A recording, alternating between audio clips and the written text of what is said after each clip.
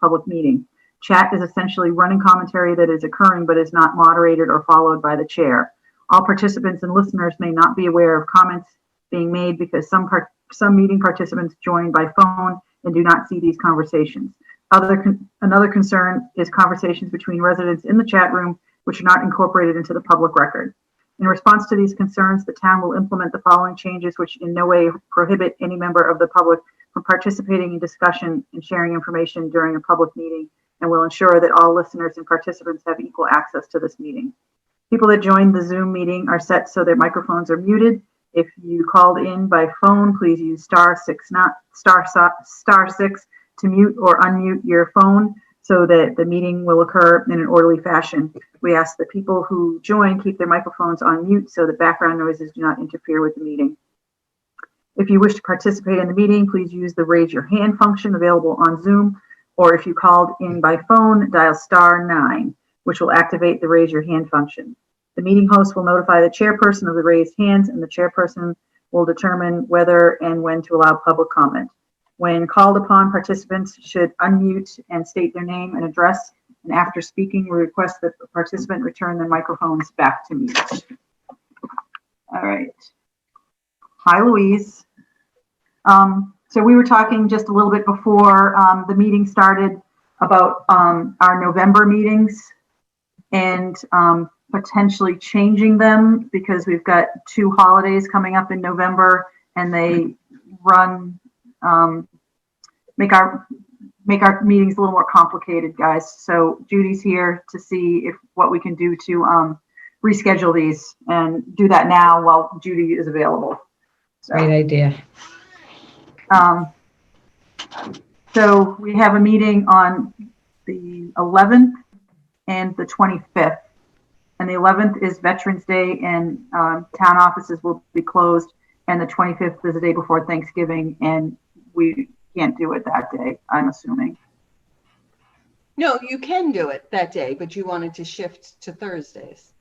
Oh, and that too. And we wanted to see if we could shift to Thursdays, Judy, because we've got new information from the state coming on Thursdays instead of Wednesdays. And so we wouldn't have any new information at our meetings. And then the information would be, 6 days late by the time we met and discussed it. So. Do you have license availability for Zoom meetings on those days? And I do believe I have staff available for any of those 3 Thursdays. I'm assuming you don't want to meet on Thanksgiving. So it's 3 Thursdays of November. I'm going to have subs on Thursday, so I'm available anytime.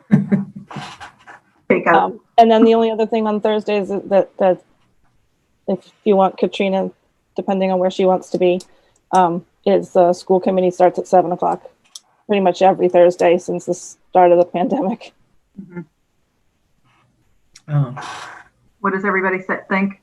Are you guys available on the 5th and the 19th first? Okay.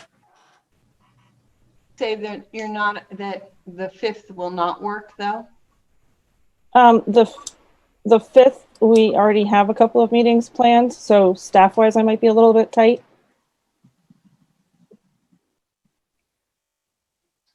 Oh, and Dave's doing another meeting because. Are we the 12th though? Can we do the 12th? The 12th and the 12th and the 19th are back-to-back weeks. Yep, that's okay. Will that make any sense to do back-to-back weeks? Board members, think that's okay? Yeah, we're doing it this week. We had a meeting last week. We used to have them every week. I know. Well, right, yeah, I think it's a good idea for the obvious reason that it looks as if things are going in the wrong direction. Mm-hmm. So there'll be plenty to talk about. Yeah, who knows what? That's what's driving this. Yep. All right. So November 12th and November 19th. So do you want to try and shift the timing so that it's not right on top of what, I don't know how long Katrina is busy with school committee, if we can start before and grab her for a little bit, or if you can grab her on the end of it. I don't know how. What she has a, excuse me, she has a formal relationship with us, and she's advisory to the school committee. So Be more concerned that the numbers don't come out till 4 o'clock. no, it has to do with the day they shift it. They They used to, shifted it to Thursday at 4. So right. if they're anywhere late, how much time does the CAT, whatever your advisory team is called, I can't remember, I'm sorry, Pat, to get together their so their you think we information? need to make sure it's at least 7 o'clock, so it gives her time to crunch the numbers. Well, let's talk to her when she comes on tonight. Aren't they coming on, the cat? There's Yeah, they're on part of the agenda, the joint discussion with them. Yeah. Should we say 7 and then see if we need to adjust it? Okay. sure. I mean, we probably will because the school committee starts at 7. Or maybe she can go there and then come to ours. Right, I don't know Do your what- public hearing first or vice versa. Jim, are you available on those Thursdays? On the second Thursday, I have a board meeting with Stowe, so I won't be available on the second Thursdays. So is that the 19th or the 12th?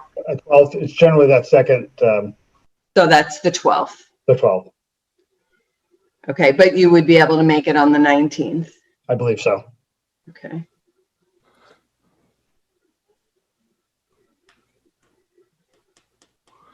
Okay, Okay. well, do you want to take, You want to do the 5th Motion. instead if you need Jim there?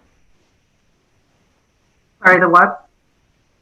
Did you want to do November 5th next week instead of the 12th so that Jim could be there? If everybody else can be there. Jim, It could you- means us a little bit swizzling on staff, but I think I can make it work. Jim, can you do the 5th? Sure. And then can we say the 5th and with Jim? Can we reserve the time just in case we need it? And I guess we can't really do that, right?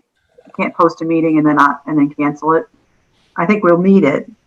well, we can tell LCTV because I don't put the agenda up until the week before. So if you don't need it, well, I'm sure we're if gonna need it's it. Thursday, I won't post the agenda until Monday afternoon anyway, so you can make a decision whether we are going to have it or not. Like you said, Mike, everything is changing and it's heading in that direction. It might not be a bad idea to do 3 weeks in a row, do you think? It certainly makes a lot of sense. And the other comment I want to make is, and I have to wait till Katrina arrives and get her input since she does the number crunching, but I don't know how difficult it is for Jim to extract what are called the unofficial numbers used by the state anyway. What I suspect is that what he can't see and supply and get to us unofficially are the numbers of towns for which he does unfortunately not serve as health officer. Correct. So his kingdom, goes to the ocean, but apparently not around the world. So It's limited, he says- thankfully. that's what I thought you'd say. So the real question is that we can get our data. I mean, this has got more complicated than maybe we can get our data. That is the data that just has to do with us and certain surrounding towns, but leave out others. And what I don't know is how much this affects Katrina's ability to do the numbers and provide her, shall we say, her perspective. So it doesn't take much to extract those numbers on a Wednesday morning. And in the little webinar that they gave boards on how to figure out where your risk level was going, they Yeah. recommend pulling those numbers as close to 8 o'clock on a Wednesday morning before Thursday, because that's what the state is doing essentially. Because in that period of time between the Saturday where they close out the period, if you will, and Wednesday, they're making sure their numbers are as accurate as possible. If there's any duplicates, if there's any cases assigned to wrong towns, that gives them the opportunity to make sure that the cases are all where they need to be. Right. Yeah, it's I'm not worried about using I'll call them estimates. It's the towns that, you know, that you can't, shall we say, that we can't see on an unofficial basis on that Wednesday morning, correct? Is that the idea? I can't see them ever, so. Right. Okay. So we can't, so what we'd be losing by getting the numbers on Wednesday and having our meetings on Wednesday and basically maybe not making this so difficult to establish meeting times is just to find out whether or not, how often do we need to, as it were, backtrack and incorporate other nearby towns that are not covered, that we can't see until the official numbers come out Thursday. In other words, we meet on Wednesdays, we hear about our situation plus a number of contiguous towns, and maybe, okay, that gives us a preliminary picture. And then what we sacrifice on our meeting on Wednesday is the picture of, let's say, Acton, and maybe a few, maybe other towns, but Acton is one of them that we wouldn't see Wednesday. We would only be able to see that Thursday evening.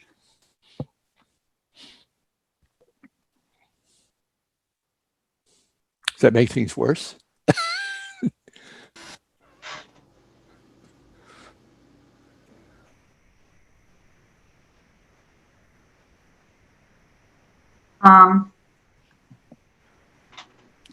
Is Katrina in waiting? No, No, Katrina is not here. Okay. I don't think CAT's on the agenda until after Yeah. 8. All right, can we come back to this because we're already, do we have some agenda items? These people have Yep, been. your 7 o'clock has asked for a continuance, so Oh, okay. we do have some wiggle room. You have Kat showing up. So that's fine, Judy. We know that we can do the next 3 Thursdays. And Sounds and I can get back to you so you don't have to stay on. Mike, I think that the Thursdays work Okay, for everybody, so fine. It's we good. have a little bit more information for Thursdays than on Wednesdays, so. Good. Okay. All right, we just have 2 minutes.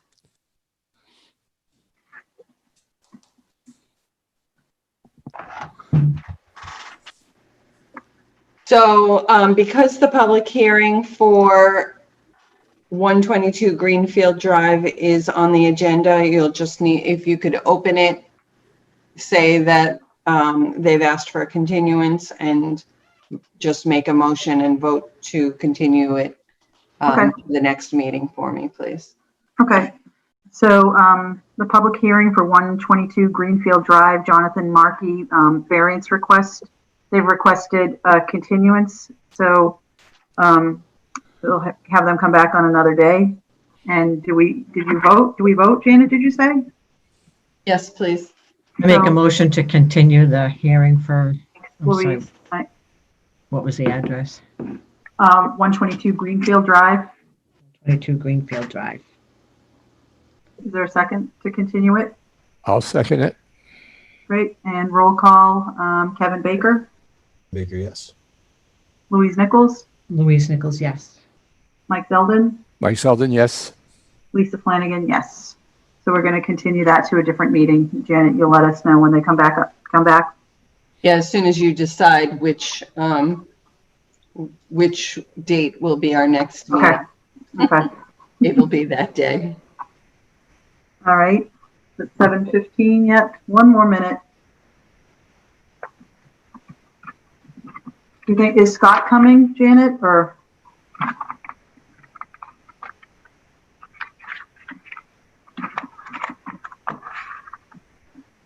All right, so it's 7:15.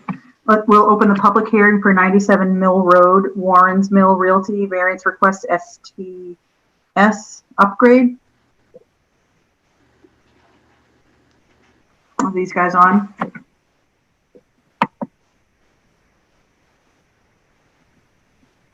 Looks like Katrina's on too.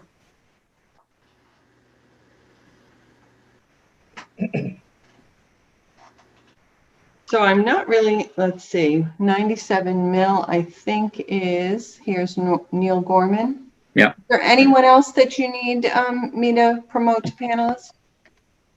Neil?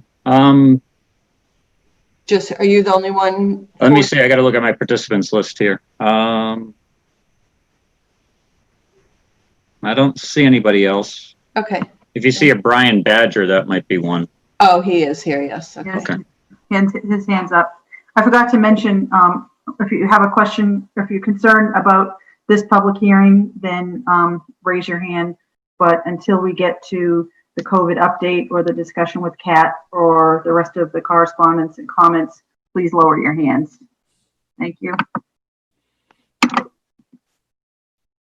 right. So, where is he? Neil, do you want to go ahead? Sure. I have an image I can show on my screen if I have the ability to share my screen.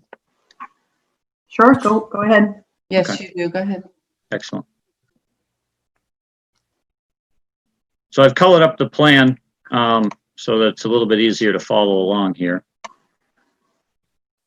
Are you all familiar with where this property is? Was this Parley Farms? Yes, it's the old Parley Lumber Yard. Okay. And so Warren Street's coming in from Route 2A, and then Warren Mill here. 495 is abutting us just up here to the northwest. And then to the southeast of our property is Beaver Brook, which comes under 495, around our property, and then back under Mill Road and continues on. So all the brown colored boxes here are the existing buildings on the property, some sheds, some buildings. We're focusing on 2 buildings for this particular design because 2 buildings have plumbing. And the 2 buildings are, let me zoom in here. This smaller building here, it's kind of an old office building, and then this larger building here. So we call the smaller one building number 1, and the larger building number 2.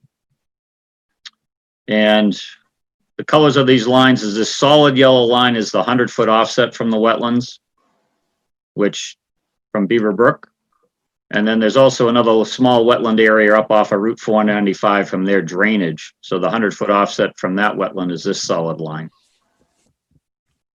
This site has a little bit of everything. It also has a 200-foot riverfront zone, which is this red dashed line here. And there's also a flood zone on this property, which is this solid orange line that meanders through the property here at a really odd configuration, but that's at a specified elevation of 214 feet. So that goes along with the topography line of 240 feet, 14 feet. So everything from this orange line towards Beaver Brook is considered flood zone. Everything north and west of that is out of the flood zone. So our proposed sewage disposal system is to upgrade the existing failing systems, which there are 2. There's a black cloud here. That was the existing system for building number 1. And there's another black cloud here that is the approximate location of the existing system for building number 2. So we're going to abandon those 2 systems and construct one system to serve both buildings. So out of building number 1, the new sewer line will come out to septic tank A, to 1,500 gallon septic tank. That will go by gravity down to the proposed pump chamber down here, or dosing chamber, the DC. And then the plumbing that comes out of building number 2 will go to the 1,500 gallon tank we have labeled ST-B. And that will come out to the dosing chamber as well. So there's 2 septic tanks, 1 for each building, and then 1 pump chamber, which will then, on a float system and dual pump system, will then pump the water up to the proposed leaching system up by building number 1. And that area was chosen because that one has the best soil conditions on the site. We did numerous test holes. These oval-shaped symbols are our test holes that we did all over the upper part of the property. and even some just to the left over in here. But the 3 test holes we did in between the 2 buildings is where the best soil conditions were found. So that's where we focused our system design. The system design, I'm not sure if any of you are familiar with it. It is fairly new. I know Jim's familiar with it. It's called the Geomat System. And like the Presby system, it falls under the category of an alternative sand filter system. Geomats are, if you can picture a 39-inch wide, 1-inch thick plastic carpet that rolls out. And then in the middle of each of those 39-inch wide lines is a 1.5-inch pipe that has perforations. So the system will pump up. It's a pressure dosing system, so all 3 of those lines will get the same amount of water every dose. And then the water will drip out of those smaller holes through the plastic mat and then into the sand and then into the natural occurring soil. So I can quickly show you here on, which would be on sheet 1 of the design, kind of a side profile of, oh, sorry, I keep going zooming in and out with my mouse, but I'm not allowed to do that on this.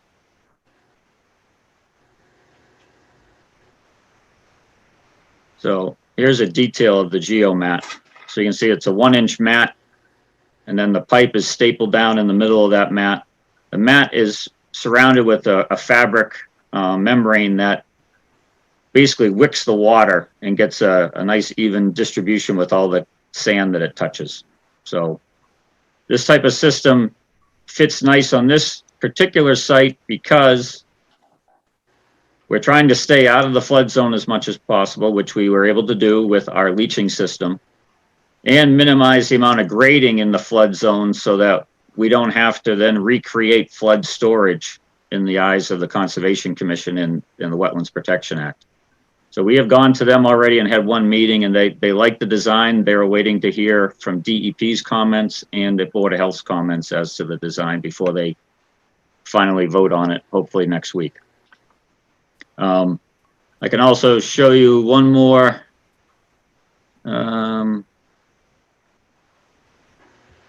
It's just another picture of this Geomat system. As you can see, they're sliding in the lateral lines, the 1.5-inch lines in underneath that membrane. You can see this gentleman over here is, you know, kind of just rolling out the carpet.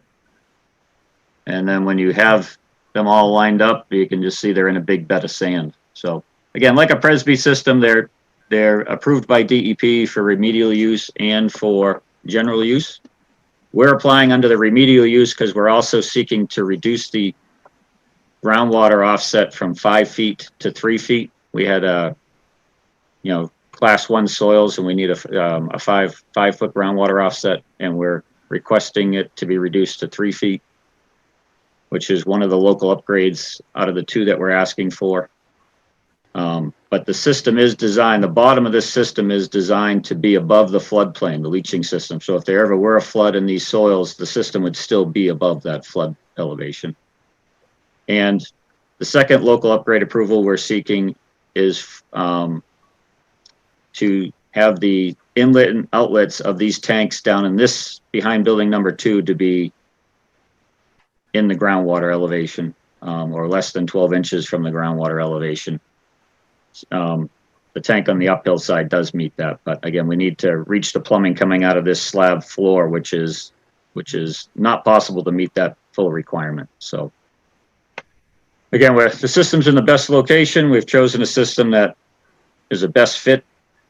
The other benefit of this type of system is we can be as near as 5 feet to a foundation. And so we're meeting that as well, where most systems need to be either 10 feet from a slab or 20 feet from a crawl space or a basement. So we're able to be as near as 5 feet with this particular Geomat system. So I know it's a lot of information to take in, so I'll turn it back to the board for questions. Neil, can you tell us what the property is going to be used for? The property is, as of right now, for, what do you call it? I believe Jim mentioned in the Board of Health to decide in the past, it's used for 20 warehouse employees. So right now, the current owner is just storing some equipment in building number 2. And they have some stockpiles of material on site at the moment, but they haven't decided if they're going to redevelop this property in some other manner. There had been discussions. So at this point, they wanted to submit the septic upgrade for the current use, which is for 20 warehouse employees without a cafeteria. So that's currently what they're applying for. Okay, any members of the board have any questions at all for Neil?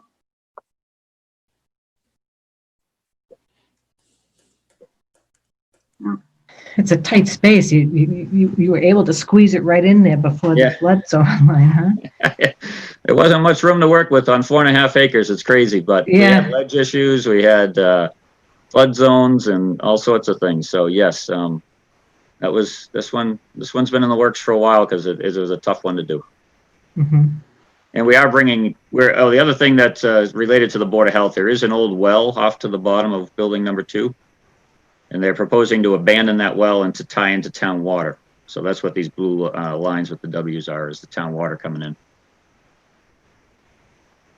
Does it go into does town water just go into building 1 or building 2 Both, also? 1 and Okay. 2. Oh, okay. Kind of splits as it comes in. And the urgency is they'd like to get this crossing. The water line's actually on the other side of the road, so they want to get this over the stub to this side before they can't pave anymore and miss the whole winter. So that's where we're at right now. So at the moment, there's no town water. There's town water in Mill Road, but this property is currently served by a well. So they're going to abandon the well and tie into town water. Okay. Kevin, do you have any questions? Or Mike? I just have a couple questions. Neil, what's the gallons per day rating on this system? So if you don't mind, I'll go back to sheet number 1 here. So it's 20 employees at 15 gallons a day. So it's 330 gallons per day for the facility, meaning the property, which is similar to about a 3-bedroom house. And I'm just curious, your test holes that I guess are to the west, the ones just on the upper side of your plan there. What were the results in those holes? And Okay, let me, you didn't, these ones here or no, the ones to the uphill? west, I guess, which is up the page. Yeah, there you go. Those 2 up there, 4 and 9. Let me just go back to that page.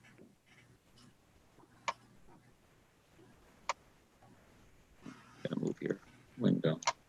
So number 9, we had refusal at 18 inches. So we had ledge at 18 inches. And number 4, we had ledge at 32 inches. Whereas the good test holes that the system is located at is 6, 5. Number 5, you see the star here in the 6. Both we had sand down to 98 inches and 90 inches. So that was really the ideal location for the leaching system. Thank you. You're welcome. Mike, any questions? I'm all set. All right, Jim, do you have comments? So again, as Neil mentioned, this is an upgrade of the existing site. I forget when Fran Badger actually came in and spoke to the board to determine a flow for the site. And it was at that point that he proposed what the site was used for, and the 20 people at 15 gallons per day was decided upon. As Neil's explained, you've got all those lines that kind of keep everything right in that one spot. And in addition to the test holes we didn't use were all ledgy. So it's the best place on the site for the system. And with the addition of town water, it certainly makes it a better site. So, excuse me, so the hint here is we provide the variances subject to town water being supplied? Is that the message? I would say that. Okay, thank you. I think Conservation. that's the plan, but yeah, absolutely. Yeah, I think that's what he says is holding them up. They want to get that. Any abutters or anybody else have any comments to make? Janet, anybody raising their hands?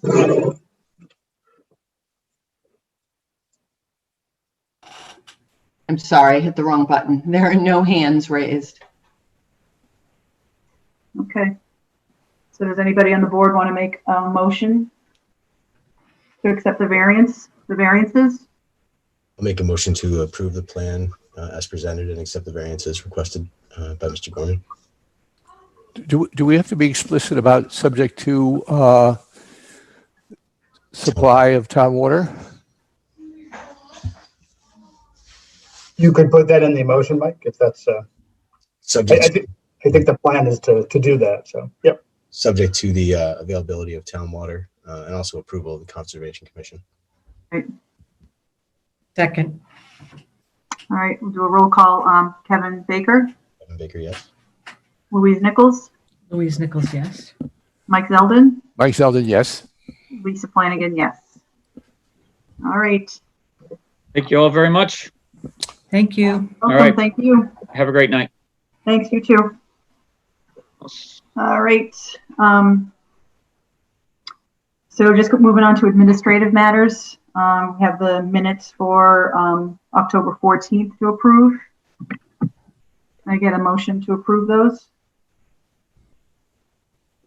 I make a motion that we approve the minutes as presented for 14th of October, 2020. I have a second. I'll second them. Thank you. So take a roll call. Kevin Baker? I didn't hear you, Kevin. Kevin Baker, yes. Sorry. Louise Nichols, Louise Nichols, yes. Mike Zeldin, Mike Zeldin, yes. and Lisa Flanagan, yes. So approve the minutes for the 14th. All right. On to the COVID update.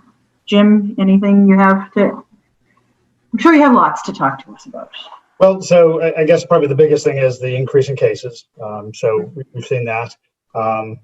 And we're starting to get, there was a kind of a vague, not vague, but a general letter about just the increase in cases and the concern about compliance in town. I've had some more specific complaints about particularly in mask wearing. I've been to those places. And again, what I typically do is go in first, walk around the store, get a sense of what's happening there, and then talk to the management afterwards. And again, it was in both cases one person. One person needs some education about, you know, what allows you not to wear a mask in a store. So I provided that education. The other store, I think it was somebody in their office with the door open who had their mask down.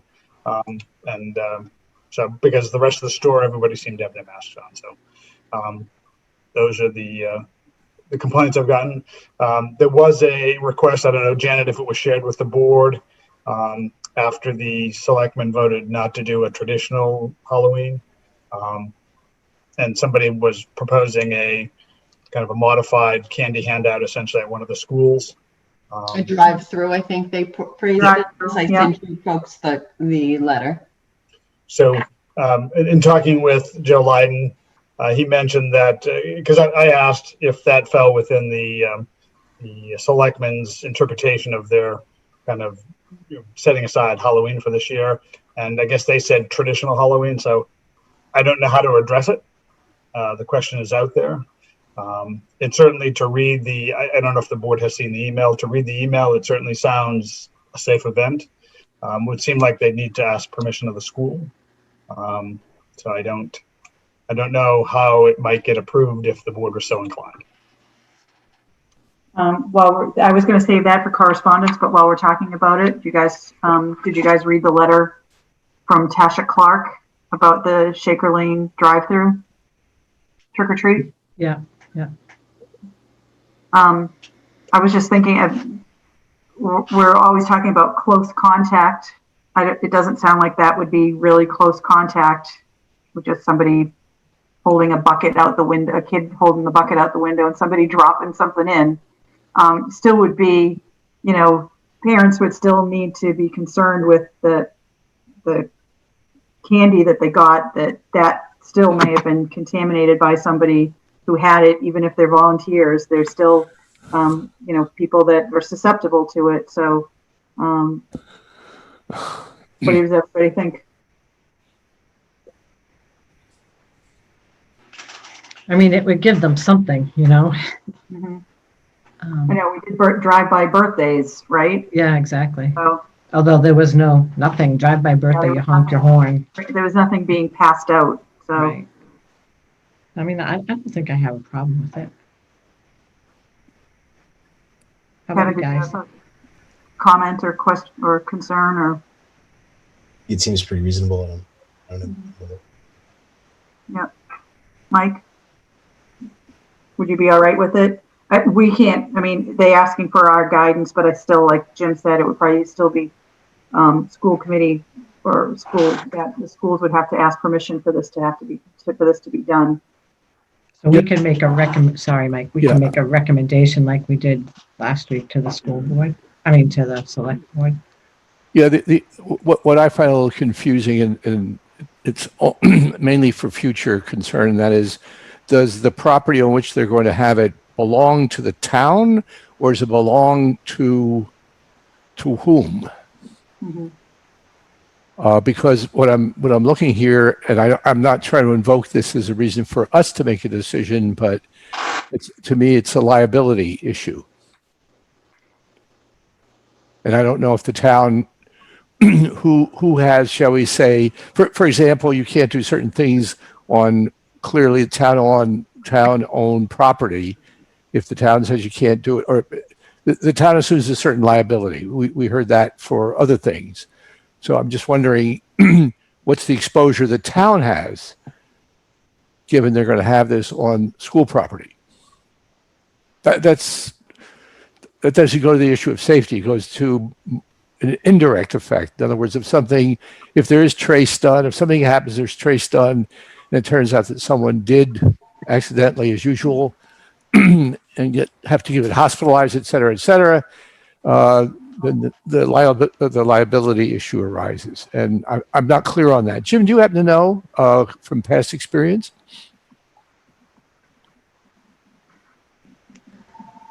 We haven't had times like this before, so I'm not really sure. But again, one of my thoughts was it's on school property. So either they need to chat with the school department and or the selectman, whoever the owner would be, to kind of get sign off of the activity. Yeah. Yeah. Is anybody on the in the participants from Shaker Lane PTA or anything like that? Any information? Knox is in the. Joe Knox is in the audience. All right, Joe, do you have any opinion on this? We're being the selectman. How are you tonight? I'm just fine. I don't have I think it's a good idea. The liability aspect, I have no idea about. So can you make any suggestions about how we would find out, or how these people would find out who would be liable for any? I think the thing would be contact Joe Layden in the morning. Okay. And if you couldn't use a school, you could always use the town hall out back. Do the same thing. So, or even maybe the library drive through. yeah, something like that. Yeah. All right.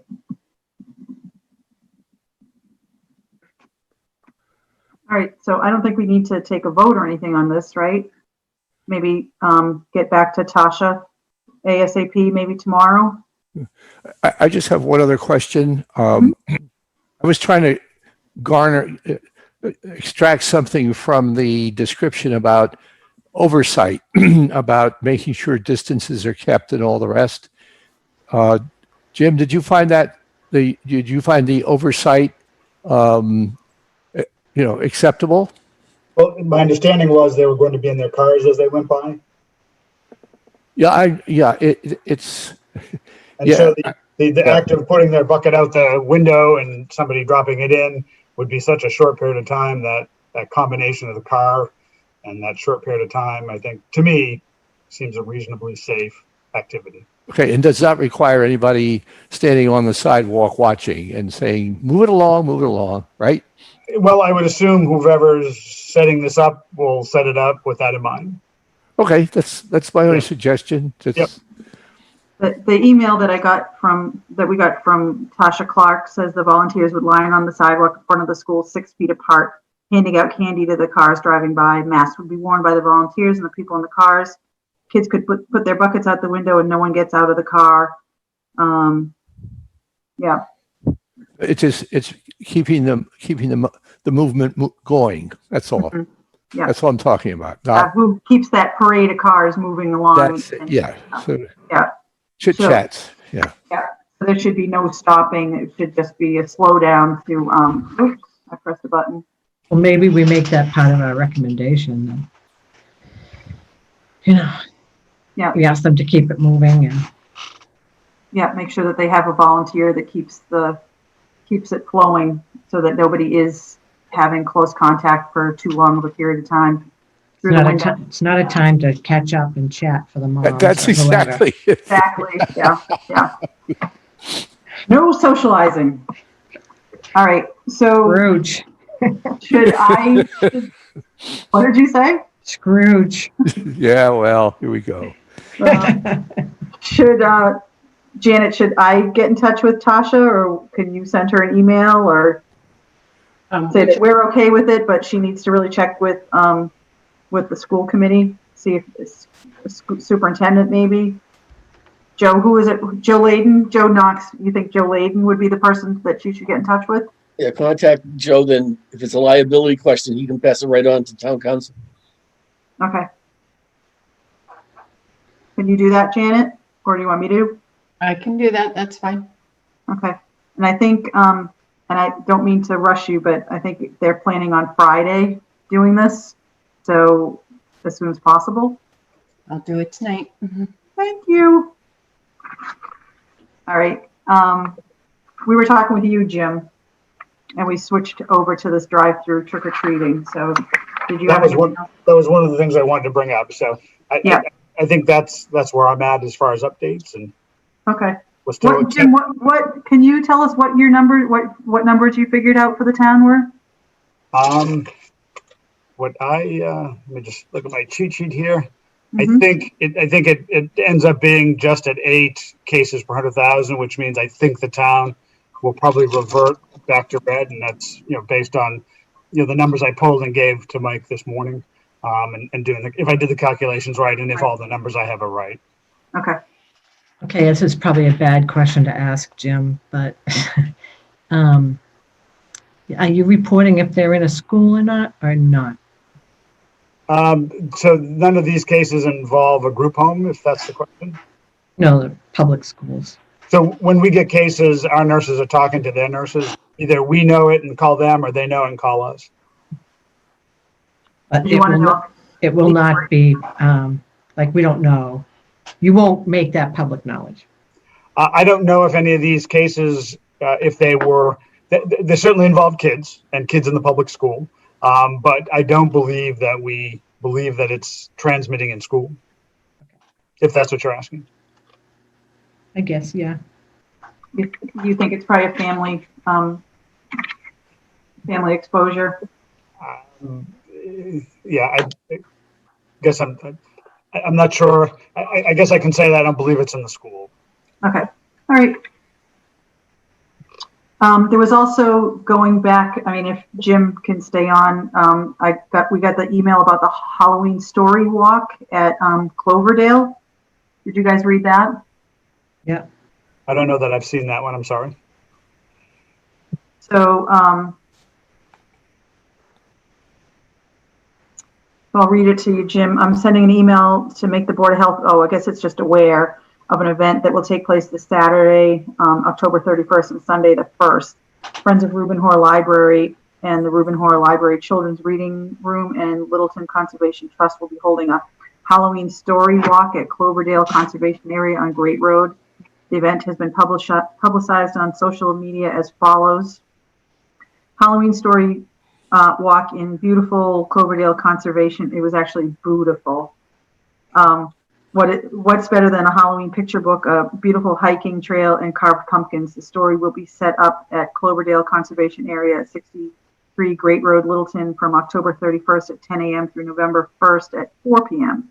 Ghosts and goblins of all ages are welcome, costumes optional. Pumpkins, share your carved or painted pumpkins for public viewing by placing them along the pasture trail near the Cloverdale parking lot. No candles, please. Pumpkins will be retrieved Sunday afternoon. Those not retrieved will be composted. Please use COVID-19 precautions, mask, maintain distance from others, sanitize your hands. If the parking lot is full, we kindly request that you do not park on the road and instead return at a later time. The Story Walk is an outdoor reading experience for the children, where a children's book is displayed along a walking trail. This event is sponsored by Littleton Conservation Trust, Friends of Reuben Hoare Library, and the Reuben Hoare Library Children's Room.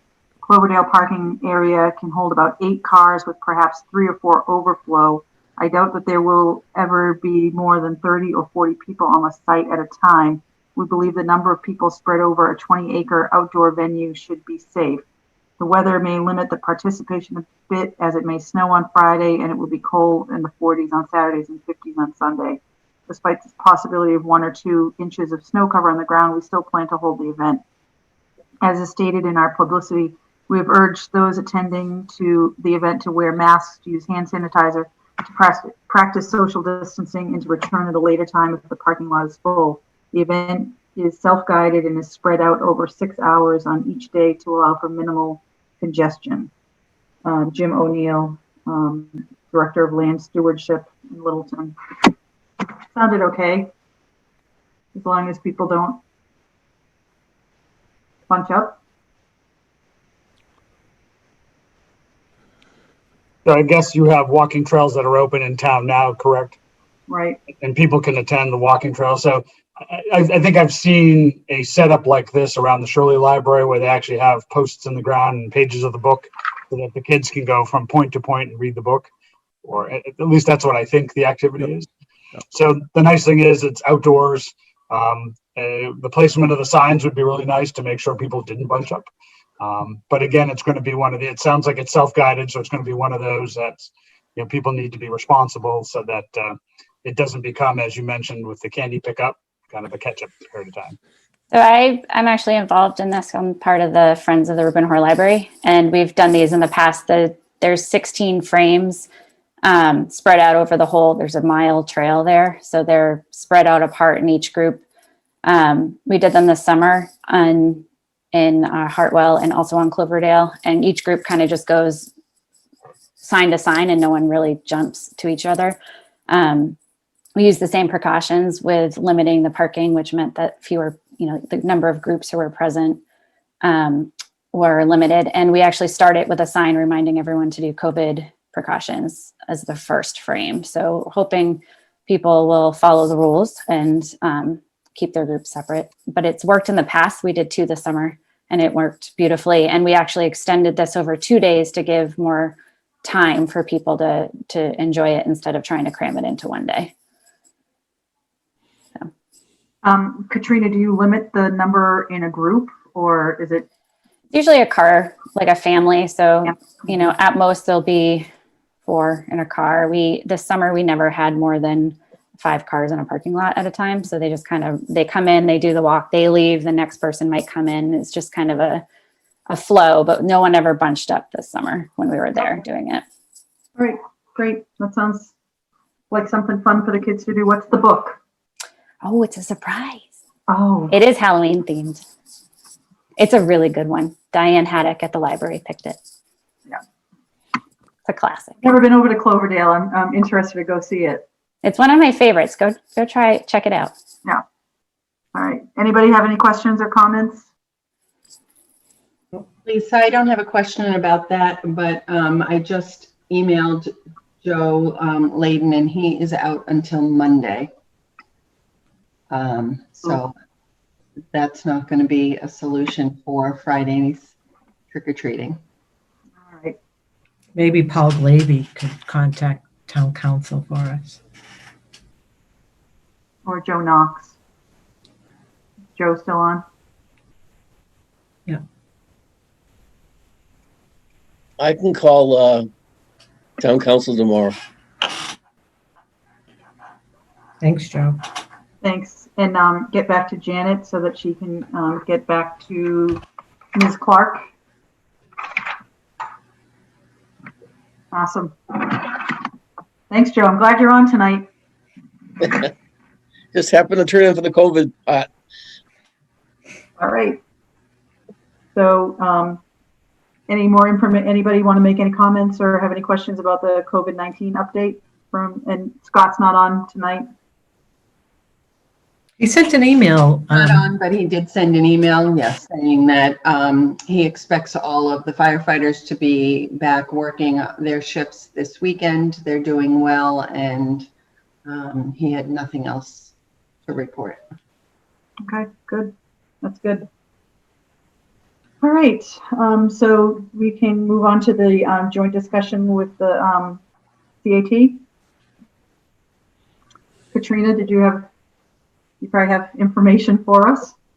Silly question. Well, I wish I had more. The weekly report doesn't come out to Thursdays now, so That's I'm right. a Oh, little okay. limited in Littleton I have a little bit of Littleton specific information to go through, but I was talking to Mike yesterday and he had some questions about state level, what the state puts out for information. And I thought this might be a good chance to run through that if that works for you guys.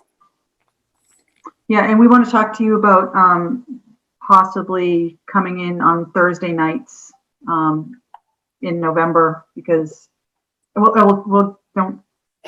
we can talk about that. I know like we need to talk about that, but we know you already have some other commitments on Thursdays. So I have a couple routinely, but we can go into that later. So let me pull up the health metrics slides. Can you see my screen? Yes. Okay, let's see if I can share it and see my notes. Nope, of course not. Okay, hold on.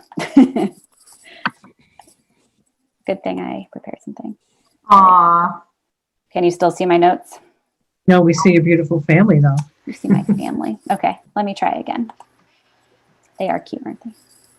All right, where'd you go? My apologies. This is the way that your Zoom is set up is very different than my own. So I just closed it, unfortunately. Slides. We'll get back there. No big deal. All right. Now that everyone knows my kids, let's see if I can do this again. Why are you doing this?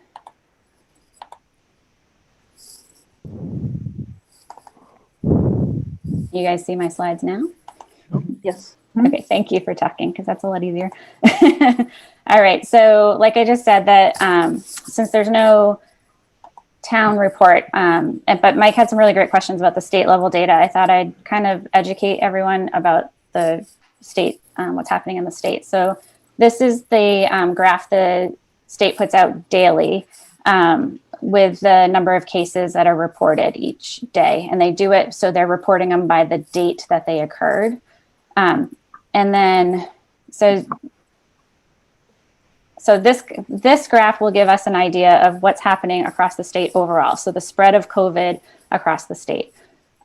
There's been a marked rise in trends recently, especially in the last 10 days. There's been 5 days that were over 1,000 cases reported. And if you look at these last 3 days, so the 25th, 26th, 27th, there's a data lag. So these days are not complete number of cases yet. So over the next few days, this will fill in. So this is the report from yesterday. I didn't have time to update it for today yet. It looks it looks like Sundays they don't get the tests, or people don't get tests because it looks like Sundays are the lowest. Yeah, if you look, Saturdays and Sundays, that's a really good observation. Every Saturday and Sunday, there's a dip. There's a fewer tests done, so there are fewer people being diagnosed, and that has to do with just access to tests on weekends. Sunday is like the hardest day to find them because people have the day off. The people who work for testing have the day off. So yeah, that's exactly a trend. You can usually figure out which day was the start of the week by the lowest bar, which is crazy.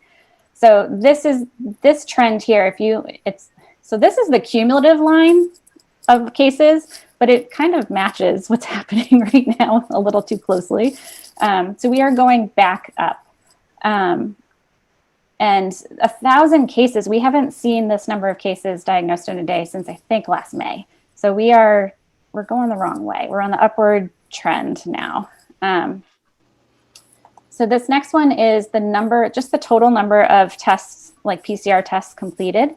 And as you can see, I know a lot of people who say, oh, we're doing more testing, so there's more cases, but our level of testing has been very consistent over the last month and a half. There isn't really a big increase in testing happening in our state right now. So the number of cases that are increasing is not related to increases in testing, like number of tests done. So this is, the state presents two ways of doing test positivity. So the first one, this bottom line is the total test positivity. So the total number of tests done over the total number of tests done. Sorry, total number of tests that are positive over the total number of tests conducted.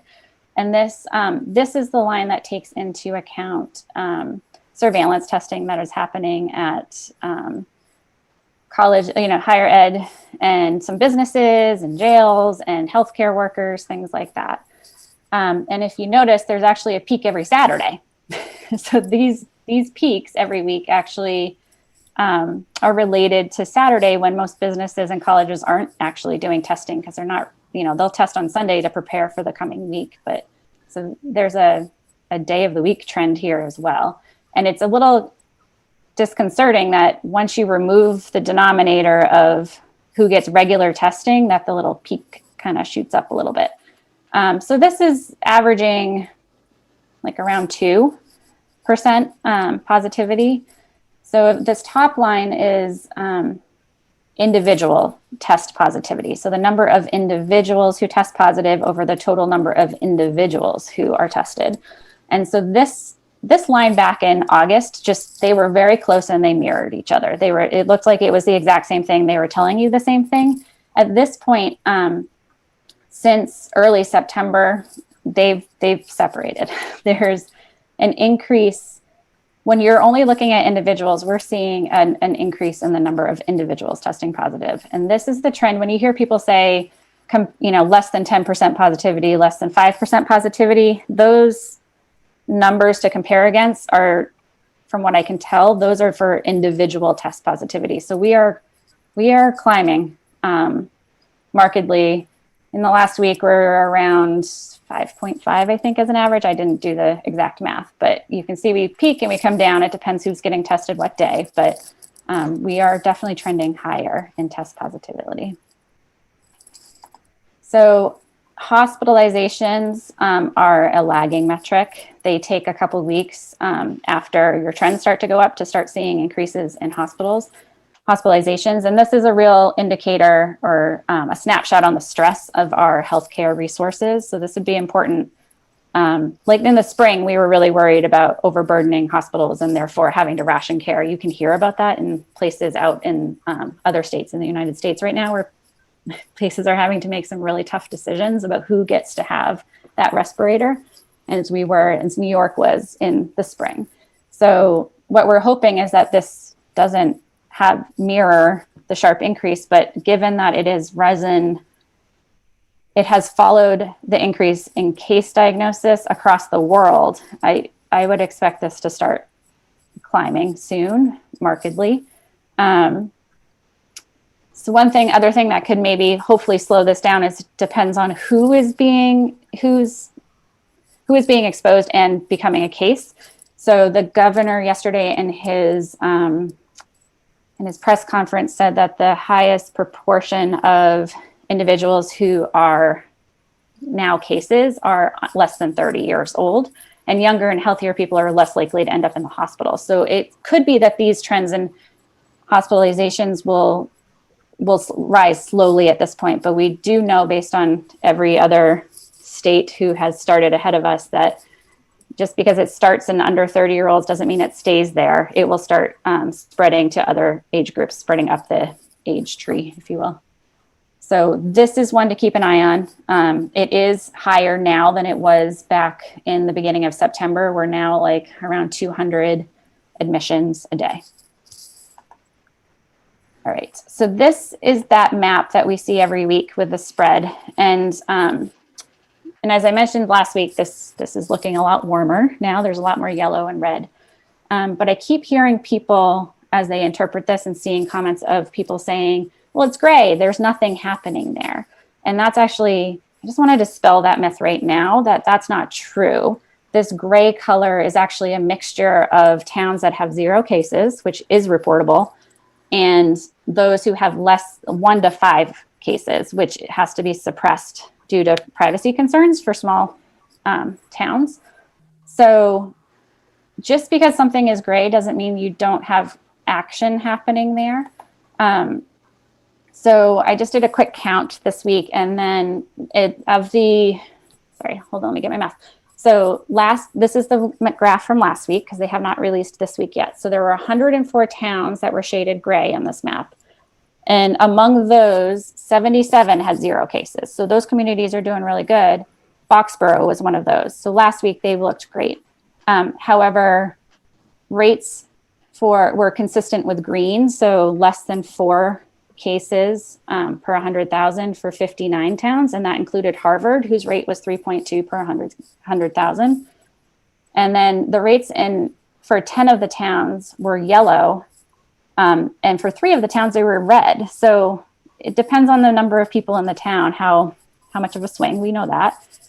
But just because they are gray doesn't mean there's not a problem happening there. So when people look at this, don't ignore, you kind of can't, there's stuff happening even if you can't see it, if that makes sense. So I want everyone to keep in mind that we have got to change how we think about this map. Okay, so another thing that Mike asked yesterday, and I was trying to figure out how to maybe look into, was how Littleton looks compared to other towns. So right now we present aggregated rates for the towns that touch our border and those that are surrounding, like slightly bigger, and then the 495 belt. So we actually, and we do that because when your population is small, your numbers jump a lot, and it's really hard to get a read on the trends that are happening. But if your denominator is bigger, you're looking at a bigger area, you can smooth the trends out a little bit and get a better grasp of which way things are going. So are we trending up? These areas are trending up. But a limitation of that is that it can hide differences within those town groupings that are actually meaningful. So, and we know that COVID knows no borders. So just looking at one single town doesn't really help you. You've got to look at beyond your borders to see what's coming at you. So this is the graph that we present every week with the rates, the average daily case rates per 100,000. And I just wanted to refresh what we do present every week so that, of course, I've lost my track here, so that you guys can see what I'm talking about. So these are the aggregated rates. The 495 belt, which is the purple, is an aggregated rate of all the towns that are around 495. That's the broadest area that I take all the cases and I do the math to give us an estimate. Then you have the contiguous communities, which are the ones just beyond the towns that we touch. So that's the green one, and the border communities are the ones in red. Those are the ones that we literally share a border with. So and then Littleton is this dark blue line. We have been looking at Littleton individually, and as you can see, our trend started out looking like the contiguous and border communities, and then it's ended up more like the 495 belt. So something's happening in Littleton, and it could just be that there's a summary measure that's averaging out, but it's really kind of nice to look deeper into that in the individual town level. So we're going to zoom in. So this crazy graph is when I graph every single town. As you can see, there's a lot of them on the legend here who contribute to our 495 summary measure. These, they've all varied. There's some jumping around. There's some that stayed low. There's some that are really high. And the whole point. The first one is really high. I can't see what color it is. This one I think is Lowell. That would make sense. I think that one is Lowell. Maybe it's not. And of course, this ended as of last week, so we'll see. There's Lowell, Marlboro, Chelmsford, Hudson, Southborough. Those are all really high, higher than Littleton is. So this is the black line is the summary measure we end up calculating. What you can see is like the split rate between everyone. It averages out what's happening. And Littleton is the bright blue line. So Littleton has been compared to the average among all of the 495 belt towns. Littleton has paralleled this average, slightly lower, but we're following that trend pretty closely. But if you look, and you can look at the number of towns above us, we have some towns that are very high above us, but there are actually not many of them. Most of the towns are actually having lower rates than we are. So most of the reason the summary is here and not higher is because the bulk of the information is actually here in these towns. So, and this mess of noodles here, if you will, includes towns that are similar size to us or smaller than us. So they're having lower rates despite the fact that their populations are either around our size. So I want to zoom in one step closer. So this is a graph of the surrounding communities. So that includes Acton, Ayer, Boxborough, Groton, Harvard. Those are the ones that touch us, obviously, but Bolton, Carlisle, Chelmsford, Concord, Dunstable, Lunenburg, Maynard, Pepperell, Shirley, and Stowe. So again, Littleton is this solid blue line, and the black line is the summary measure, the average for all of these communities when you combine them. Littleton has been consistently above the summary measure since the beginning of September. We are actually, up till last week, we're the second highest town in this that's contributing to this measure. So while Chelmsford is having a cluster event and has skyrocketed, we didn't look much better than Chelmsford for a while. Like we're one of the highest in this area. So something to keep in mind. Yeah. Sorry to interrupt. And we don't have to talk in detail, but I have a French colleague who saw data similar to this, I think. And all I got to say is in France, it would be roundabouts. And I don't want to start another kind of calculation, but I am struck by the fact that not only do we have 2 entries to 495 that I know about, plus I think quick access to Route 2. And in addition to families hanging out together who shouldn't be hanging out together, I'm wondering if the access roads, I'm not blaming anybody. I'm simply saying that we're likely to get a lot more, shall we say, general movement of people in and out of town just by where we are on 495.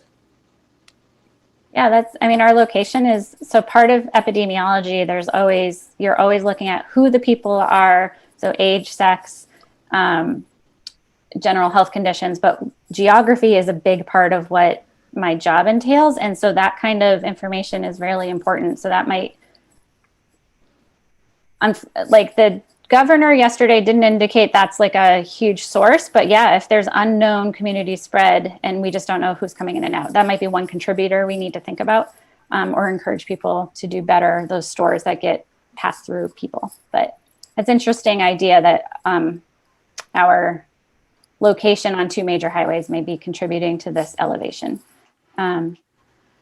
So I want to zoom in one more time. So this is our border community. So this is Littleton, Acton, Ayer, Boxborough, Groton, Harvard, Westford. And the solid black line, again, is the average. And again, Littleton has been above the average since the beginning of September. The lighter towns are those, we share the borders, and you can see some, like this is Harvard. Harvard jumps up. That was like 2 cases for Harvard, and then falls back down, and then they come back up again. Westford has been elevated with us. I'm not entirely sure why. They have the big jumps too, but they're also higher in this grouping. And then we kind of wish we were like Acton right now. He keeps bouncing between 3 and 1 and just kind of bouncing back and forth between those 2. So a lot of these towns have smaller populations, and And we're seeing those large swings within their towns, but they're still below where we are. So when we combine all of these together, we get a lower summary measure, but Littleton is consistently higher. There's something notable about what we are doing, or places that are setting that really is driving our rates to look different than the towns that touch our borders or surround us. So I wish we had the report this week so we could do the update. Like I said, it's published Thursdays at 4 p.m. It's a pretty big rush to get to the school committee by 7. And you guys, if our meetings are on Thursdays. So the one thing I did hear from the governor's press conference this week is that they're going to start including more details in that report. He did say something about contact tracing details and clusters. So it'll be really interesting to see what new information we have access to that might help us understand what's happening and where we might be able to put effort in. And then Jim today gave us that he entered Maven and counted the number of cases, which hopefully gives us a little snapshot, a sneak peek into what our rate will look like tomorrow. And he identified 11 cases, and that would average out to an average daily case rate of 8.1 per 100,000, which puts us into the red again. That's where we were 2 weeks ago. So on October 14th's report, we were at 8.1. So if that trend continues, we're going to be bouncing between yellow and red for a while, or given where the state is going, we're probably going to keep going up or a little up and up and up. And I'm hoping we can convince people to find ways to help reduce spread at this point. But we need the full report tomorrow to confirm that this is the way we're going, and then also to look at our surrounding communities. So the summary I just want to leave everyone with is statewide, the number of COVID positive people is trending higher. Littleton itself continues to trend higher, and we're consistently higher than our neighbors. And that's something we need to think about of how to mitigate. Governor Baker indicated yesterday that half of the cases in the state are due to social gatherings and household transmission. So that's like social clubs, like there's a cluster at an Elks Club. There's clusters that are people gathering and having parties or dinner parties. There are some that are reported in restaurants. And sport, hockey was a big cluster event recently. So that's part of it. And then also household transmission. So when one person in your household gets sick, mostly of the time, everyone else in your family also tests positive. So keeping an eye on trying to help people isolate sick family members. So not everyone in the family gets sick would be probably useful. How can we help people with isolation too, like to support them if they need groceries, but they're not allowed to leave their house. So, so the question I want to leave everyone who's listening tonight is, what can we do as individuals to change our trajectory? So, because we're in this together. So what can we do to protect everyone? And I'm going to leave everyone with my favorite cheese. So these layers of prevention can work in your house as well and on your own time, even when you're not in schools or businesses where they have been regulated to do so. So if you are gathering, for example, on trick-or-treating and hanging out with people, being outside, keeping your distance from members not in your household, wearing your mask. I can't tell you how many times I've been told, but I never wore my mask around these people this summer and it was fine. And there's two things to that. One is our bubbles have burst since school started. Like as soon as your school started or you started going into work, you're in touch with more people than ever before. So your bubble doesn't actually exist anymore. And then the rates in our area have increased. So there's more COVID just transmitting. So, and because it transmits in an asymptomatic or pre-symptomatic way, you won't know that they're sick until it's too late and you've been exposed. So trying to encourage people to add a mask and keep your distance to the best of your ability when you do choose to go out into the world is really helpful right now. Does anyone have questions? Katrina, do any of those The Life Care Center, that has nothing to do with these numbers because that was, or these graphs, because that was back in the spring. Yep, these are by date. So I was actually looking at the numbers, total numbers in Littleton, and we held, I think we had 100 entering at the end of May, and we held that way until July. And then there was like a blip and we went back down to like no cases each week. And then August, we had a couple, like here's one case, here's two cases. And now we're consistently getting more cases every week. It's like, we look like the state actually, where we're starting to match up. Because I was looking at that, the map, and it's had some of the states that had, that might be the Holyoke, they probably still have high numbers.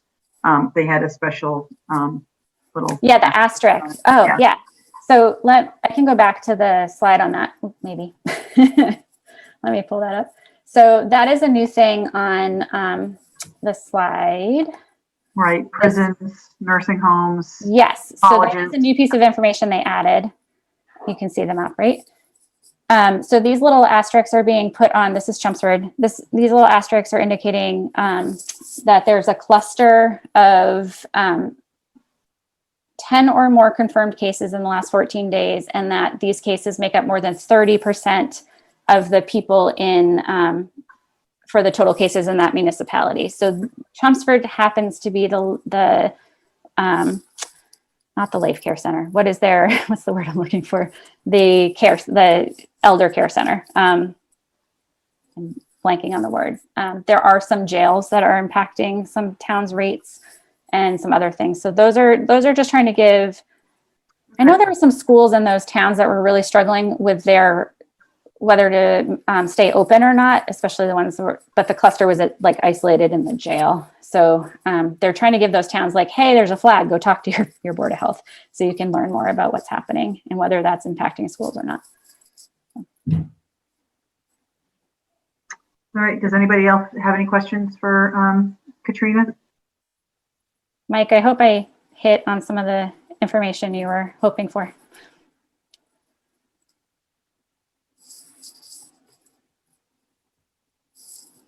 Yeah. Yes. I mean, there's more here, as you probably know, but I think we're hitting the main point is that as individuals, each resident, anybody in Littleton's got to persist harder, I guess. It is hard. Yeah, those it's pretty impressive to see how yes, like you said, we're elevating, and we think we only have, 8 cases in town, but we're higher than everybody else around us. So that's pretty interesting. But Yeah, I guess I'm more concerned about the spread. I'm more concerned about the spread because I did an informal tour, and Jim doesn't have anything to worry about because I'm not trying to do anything official or I got curious just to see so I went around to a few favorite places in town where beverages and food or just very popular places, the usual spots. And I have to say that I only did it twice. And according to my numbers here is that masks are falling out of favor. That's all I guess. I mean, it's just all the places you think that masks and not crowding would be in place. As a matter of fact, people are standing 4 or 5 people shoulder to shoulder, no masks, waiting for coffee, whatever it is that they're doing. So it happens in bursts. Yeah. I'm trying to suggest if you're outside, you should still wear a mask. So even though you're outside and we spent all summer not having to wear one outside or feeling like we were safe, like even if you're outside now, there's more circulating and you can transmit outside. No, this is inside. This is inside an establishment as well as outside. So all I'm saying is that it's sporadic. I don't see the pattern I see is that people aren't wearing masks as consistently, but that could also be there's a lot more people in these places. Traffic has picked up. There are even traffic jams now. So, I think the opportunities for spread are just going up probably faster than the number of cases yet we've seen. Right. So Jim mentioned something, I think, he talked about carpooling and sleepovers and family parties and higher risk sports, that they're all can be responsible for our increase. So there was a graphic on Facebook from the Neshoba Nursing Services and Neshoba Associated Boards of Health. Also, that Swiss cheese that you have put up to, and adding wear a mask, wash your hands, wear a mask even when you're outside might be something that we want to get up onto the website and LCTV.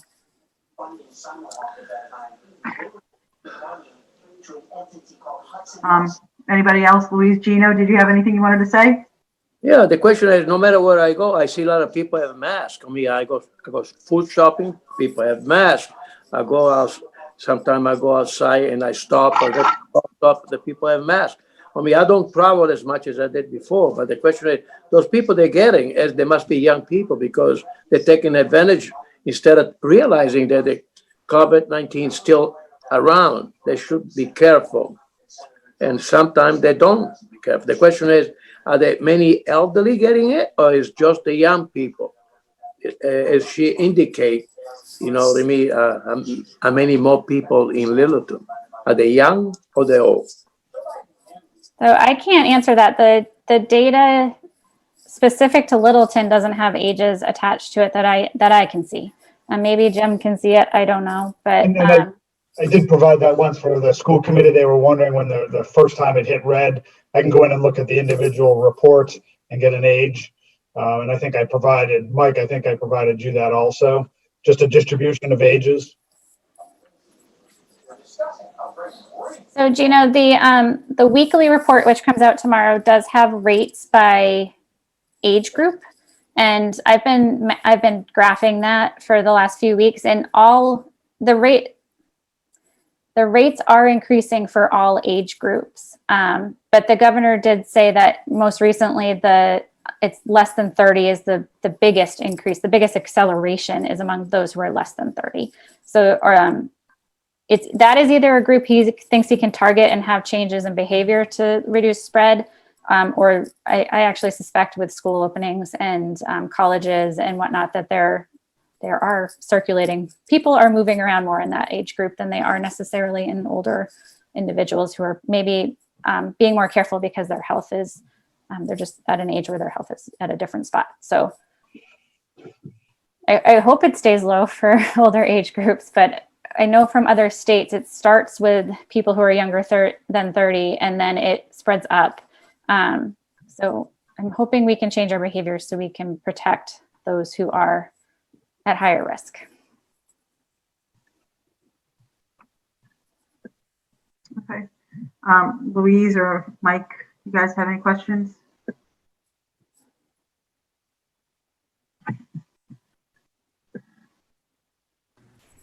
I don't have any questions. Excellent job as usual, Katrina. Yeah, really good information. Janet tells me that there's a hand raised. Yes, we have Matthew Nordhaus. Hello, can you hear me? Uh-huh. Go ahead, Matthew. Matthew Nordhaus, hi. Thank you very much. The data is immeasurably valuable. I think like Mike, I'm concerned that people may be getting complacent. And I think that like people will make their own choices, but having this information in front of them may help them make better choices.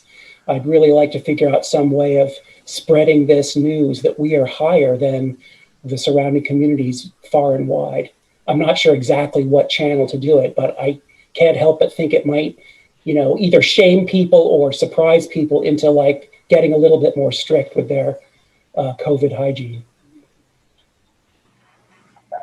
Is it called pandemic fatigue? Is that what it's called? That's a good name for it. I hadn't heard that before, but absolutely. I mean, I think we're all experiencing it. We're cooped up. The weather's getting bad. Everyone's getting cranky, but there's a good reason to stay masked and stay, distanced. I really want to get that information to people somehow. I think the website and LCTV is a great first step, but I'd love to think of some other ways that we can shove this in front of people's faces, as it were, so that they can't help but not see it. So Matthew, I'm willing to come back with this data set here and if the select board wants to hear it, or I've presented in front of the school board some other stuff that's relevant for that community. So, and I'm sure other members of the CAT team would be willing to help. I wish there was a way to get it more broadly. I've been trying to do this on my own with Facebook and stuff, but that's so informal and doesn't reach everyone. Yeah. Let me talk to the chair, but I think presenting it to the select board would be very valuable. Can I just ask a question here? Since Matthew's on board and we have other people here, including members of CAT, have a better feeling of the town. But at what point whether the state does it or we decide it's a good idea, where we try as best as we can to limit access to places where people have a tendency to gather unmet? In other words, where we have cases rising fast enough, numerous enough, that we can't stay open as we are, yet we want to keep the schools operational, right, so that people can keep working. Okay, the minute you shut the schools down, a lot of people suffer. Yeah. So it's both and I know we're not supposed to be into it, but they are connected health-wise. So I don't feel restrained from suggesting that if we're not careful, we're going to have to work with the school committee and look at school basically either going total virtual, which is not going to make many parents happy. So there's an economic connection here and a health connection. The other thing is are we doing enough? I don't have an answer to this question either, but are we doing enough to, as it were, relieve some of the frustration and crankiness of our residents facing this? In other words, is there enough, as it were, relief that's safe to do so that people feel that we're still in this together and it's bearable? No. And very frankly, I'm just reflecting on experiences of communities not unlike ours who have been basically in war zones, which are, of course, harsher than what we're experiencing, but same effect. There's adaptation, tolerances get shifted. Oh, yeah, I'll go out and smoke a cigarette, even though the sniper knows about me up there. Okay, so it's a change. I'm not suggesting that's where we're at, but I'm wondering if there's something more we can do for the general health, in addition to and other than providing. In other words, make the information connected with their daily lives, the reality of people's daily lives these days. I'd like to see what the towns that are lower than us, what they've been doing that's making them lower than us. And it may be, 495 doesn't go through, 495 and 2 don't go through those towns. There may not be 5 Dunkin' Donuts in those towns. So it'd be interesting to see what those towns are doing and what we can do that they're doing too, see if we can keep our numbers down. Well, you'd be interested to know there are at least 4 research groups I'm aware of, so there must be by a factor of 10 who are doing machine knowledge simulations to answer that question. Oh, okay. So it's not simple. It's not, Katrina's outlined elegantly. This is not, it's one of these 2 things. It's going to be 8 or 9. And I'm too old to do the numbers. Sorry. I do think the reopening guidelines, that the phase 3 part 2 reopening guidelines really, some of them are confusing compared to what we've been told all along. For example, there's more indoor dining right now at a higher capacity. And when you go to sit at a restaurant, people take their masks off. I haven't been in a restaurant except to pick up takeout since March, but what I have observed when I get my takeout is that people come sit down and take off their mask for the duration of their time in the restaurant. And while that might have been safer when you're in an outdoor seating venue, it's not when you're inside. Like, you should have your mask on except when you're eating and drinking, and put it back on when you are between bites or between courses or whatever. And I know that seems like not paired well with a nice relaxing meal with your friends. Also, the seating for 10 isn't one family, that's multiple families, households coming together in the same venue. So I personally don't understand the state's relaxation, although I understand that's for economic benefit for those businesses. But there are things that we as individuals, if we choose to attend those businesses, could still make our visits to those businesses safer, or reduce the risk when we are there. I mean, just basically takeout. Yeah, takeout. And if you really are going to eat in a restaurant, then wear your mask every time you're not eating or drinking. Limit your time there, limit duration. And if you can be outside still, you should still be outside.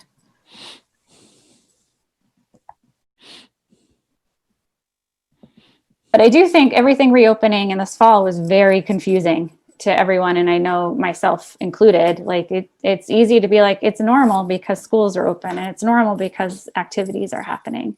And it feels fine to stand. My kids play soccer. It feels fine to distance from my friends on the side of the soccer field with a mask on. But I'm actually glad that that's ending this week, because it doesn't feel, with the rates circulating, it doesn't feel safe anymore. The season is over? As of Saturday, yeah. The season's over for the little ones. Speaking from experience, the season is going to November 3rd for the high school team. Since I have two that are in high school sports, so. Are they wearing masks playing soccer? I know the little ones are. Oh yeah, That's my cool. daughter wears masks the entire time. The soccer has new COVID rules. It's a different game. She's very thankful that she can play it. But we as a family have enhanced our things. Like, she comes home from practice and, we close the garage door. She changes out of her clothes into a robe, takes a shower. We wash the clothes, wash the mask. I mean, we've stepped up, what's going on. We wiped down the inside of the car. All those things that we were doing in April and May that we kind of, relaxed. We've now started back up. And let me tell you, teenagers, they don't like it. All right. Yeah, we definitely have school masks, which are higher quality masks, and indoor masks than we used to have this summer. Like, we had, more layers and better, tighter weaves. And my kids were like, why are you making me wear this one, my friend? And it's like, sorry, you're going into an indoor riskier setting. And at this point, they're autopilot for doing it. So it's just a matter of setting them up for success. But yeah, this has been a big change. Yeah, we've, for the masks that my high schoolers are wearing, they're 3+ layers from Under Armour, specifically for athletes. So it's that way, it's staying off their face so they can feel like they're breathing appropriately when they're fine. And, it's a very aggressive mask.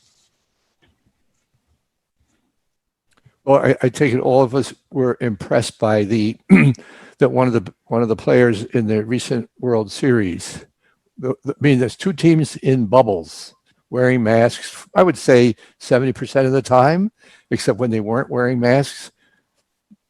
One guy tests positive. Love to do the trace on that one.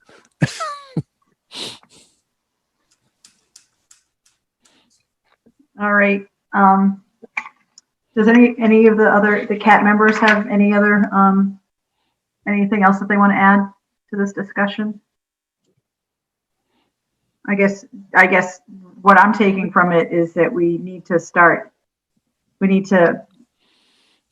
get this information out to the people of Littleton, not to continue being vigilant, and that it's not over, that we still need to take precautions.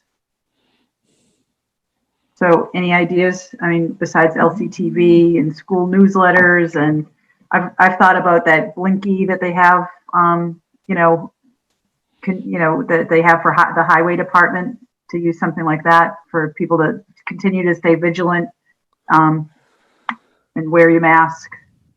I know that the highways, they've had the blinkies on the highways talk about if you're ill, stay home or get tested. Then last weekend, it was something about if you have problems with the rent or if you're being evicted, call this number. That catches your eye, obviously, but any other suggestions?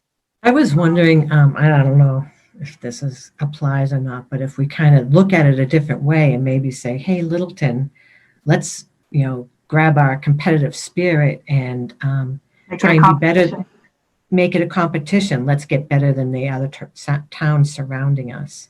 Mm-hmm. I don't know if people would latch on to that or not, but might make it kind of fun. I don't know. And I maybe say, hey, everybody, this is Corey. One of the things relative to this part of the conversation is more education around how serious this is. I think there are certainly people who are reading things like the Great Barrington Report and other things. There are people still comparing it to the flu. There are people that maybe don't get the gravity of the situation. And a lot of that is being supported by misinformation being spread in social media. And so it could there's some opportunity, I think, for general education to make sure people are doubling down on the right, correct info.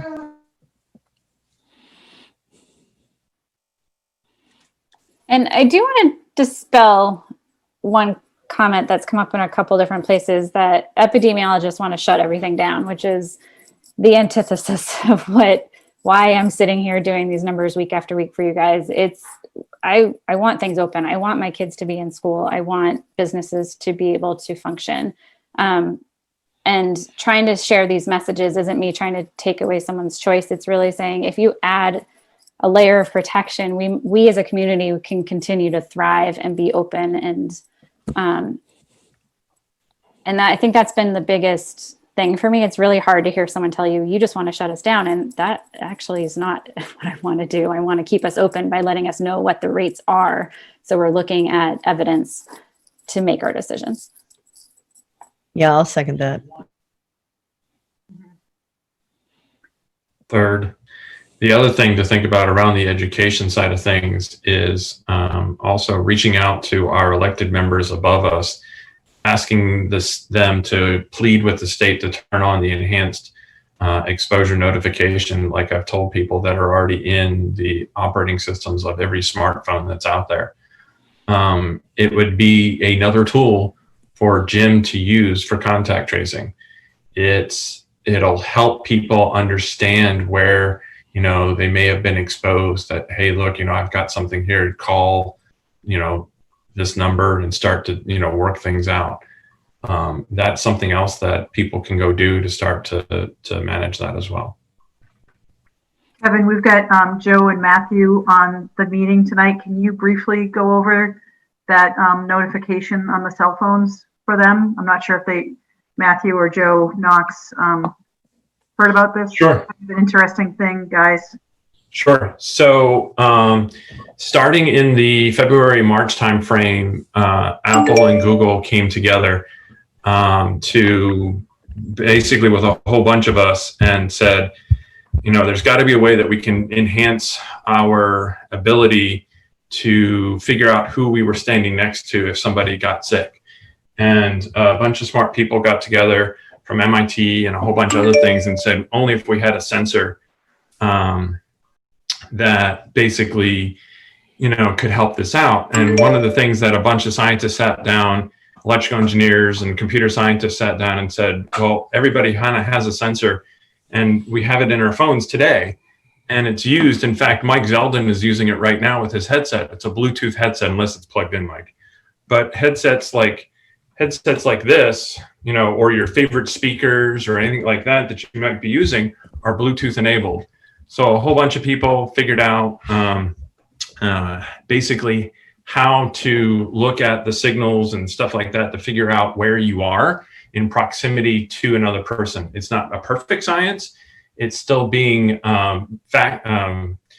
enhanced and made better through time and some errors and some more research along the way. But basically what happened is we came out with this, the technology people basically came out with this exposure notification API. And that was back in the April-May timeframe. And then it was kind of left up to the states to come up with an app that they could push out to Apple, to your iOS and Android devices. Some of the states started doing that. Virginia was definitely in the lead. I think they were the first ones in the United States. However, over in Europe, they embraced this technology hard. Switzerland, the UK initially went with their own Bluetooth thing and then found out that they were killing people's batteries. So they went to the Apple, Google stuff and a bunch of other stuff. So internationally, there's a lot of science that's behind this that's going out there. And then about, I'd say it was with iOS release 13.7, which was about a month ago now. Apple and Google said that since Android version 6.0 and iOS version 13.7, there is an app already included in your phone. So all the state government no longer has to pay millions of dollars to a developer to develop an Android and iOS app.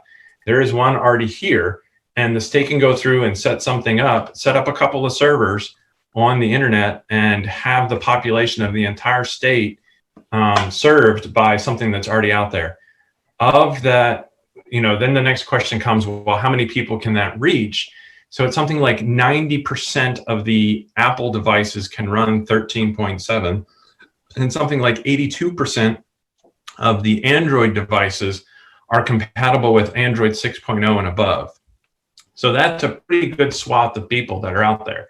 As far as our town goes, it would be interesting actually to get some of the numbers that would actually be really interesting to get some of the cell tower numbers to see how much of a bedroom community we are and how much of a pass-through community we are. That might actually go to some of the epidemiology stuff that we're seeing in Katrina's numbers. That would be interesting. But that aside, most high schoolers today and most adults have a smartphone that run this. So, you can actually get to, and so all the state would have to do would be to go turn this on. Littleton, so the way that they set this up was that every country would get a license to turn on these keys. So you have to get keys. The United States came back and said that, we don't want to do it at the federal level. We want all states to be responsible for this. So they pushed it down to the states. So that means every state has the ability to grant what are called entitlements to get this technology turned on. So the state has that license to grant to, turn that basically on. So it's up to the higher powers that be right now. So when I mentioned going to the state and, basically saying, hey, please go turn this on, that would be something that, every citizen in Littleton can do and contact our representatives or call up DPH and, say, hey guys, we've got an issue. We are working as a CAT team to work through to try to, as myself talking about this, talking to other members of other different boards of health through Kevin Baker to try to get this message out and try to see if we can influence it from a groundswell from a whole bunch of other boards of health people to try to go and influence the state to turn this on. Because how one of the numbers that Governor Baker was talking about, where 50% of the numbers are unknown to the contact tracers where things are happening. If the state had this tool turned on, it would be another tool. It's not fail-safe, it's not perfect, but it's just another tool for those contact tracers. The way that it works is that once you get a positive test, you type in your positive test to your device and it contacts the servers with encrypted keys. So your privacy, there's none information, location data is not sent out, none of that is sent out. The only thing that is sent out is a daily key that is cryptographic material. So it's like, NSA strong sort of cryptographic material. And those keys are sent out to the state level server as an exposure key. That key is then brought back down to your phone, and your phone determines whether or not you have an exposure. Not some central server, not some government agent saying, oh, look at this. It's your phone determining that. So as far as the privacy goes, it's up to the individual to go off and take that next step. The apps are designed to encourage the individual. A lot of user experience information about how it's presented on the screen to you encourages people to go off and do, go start doing the right steps. Go take that next step. Does anybody have any questions? Kevin Davis, I was wondering, is that something that you guys might be willing to go to the, or at least specifically you go to the selectmen to see if they can put a little pressure on the state? I would be more than happy to, when Katrina goes and makes her pitch about numbers and stuff like that, if that's a desire, it's also it's something I can easily do as well. Okay, that'd be great. All right. Anybody else from the CAT team have anything else to say? I know, John, you're on, and you usually update us on testing. Any new information at all? Nothing really new at this point. I spoke with someone, representative from Quest Diagnostics, and they're going to try and get a more precise timeline on when the rollout will be for their rapid antigen tests. So the proposal that was discussed at last week's Board of Health meeting revolved around the molecular-based test, which Quest is offering, which currently has available. And the price that was quoted would be for that, which is a little bit, which is I believe it was $75 per test, whereas the rapid antigen would be much cheaper. I don't have an exact number for that, but it would be much more cost effective, and you'd have a larger population that would be available for testing. Given that lower cost. So hopefully she'll get back to me within, by the end of the week or beginning of next week as to what the time frame would be. But there are other companies that are doing that. We're waiting to hear back from them.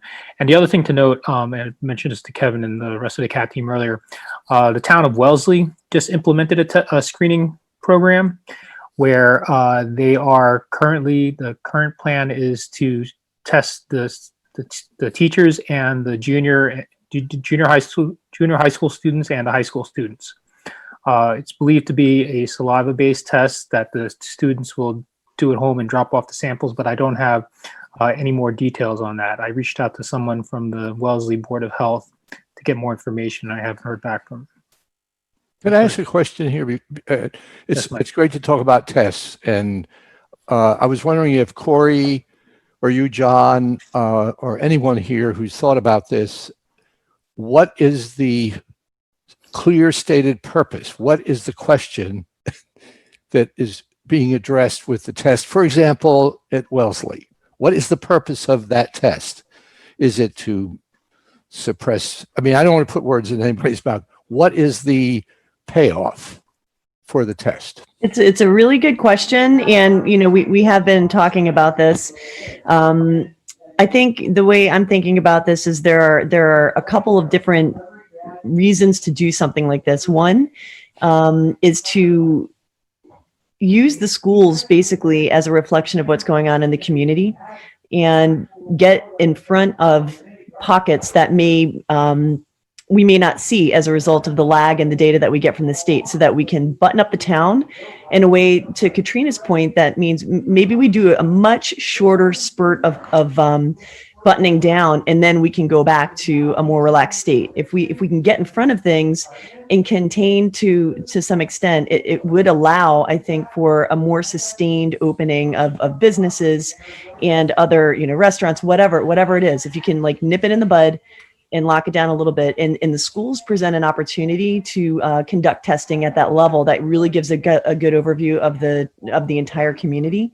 And then secondfold, to your point, Mike, about suppression, there is, if the testing is inexpensive enough, I think there is the opportunity to suppress the spread as a result of testing, though we need to look into exactly what the frequency would be there. So my guess, based on what companies like the Broad Institute, which is where I work, do, is they do a twice a week test. And it's done. They've been able to be open with with like all steam ahead and no outbreaks as a result of being able to capture those few and far between positives and just kind of do, just the separation and isolation of those individuals so that they don't come in and spread it. I don't know what that would mean with respect to the schools yet. I think we have to dig in a little bit more to figure that out. But I think something along the lines of like all teachers twice a week plus a random sampling of students would be reasonable when thinking about suppression. Fantastic. Is Matthew still on? Is Matthew? Yes, I'm here. Yeah, Matthew. No commitment, obviously, but as the board member for the select board, and you and Joe are both there. What's your take on this idea of what's your inclination at the moment? Because as you can tell, we're trying to go for something that will have a real, impact and payoff for the town. If we're going to ask for the funds, or the town's going to spend serious money on doing this kind of testing. I'm very interested in to see what your view is at the moment. I think I probably shouldn't speak for the whole board. I mean, speaking for myself, my son goes to a college that does surveillance testing, and it's been very effective. So I would say I'm in favor of it. And I think Joe and I should bring this to the board and we should debate it. But I think it's one of those things that is expensive and probably is a good return on investment if you look at it from the point of view of like opening the town back up eventually and having schools and businesses open. No, I'm sorry, I missed that. You're saying it's not cost effective, or it is? I think it's very cost effective. Okay. Yeah.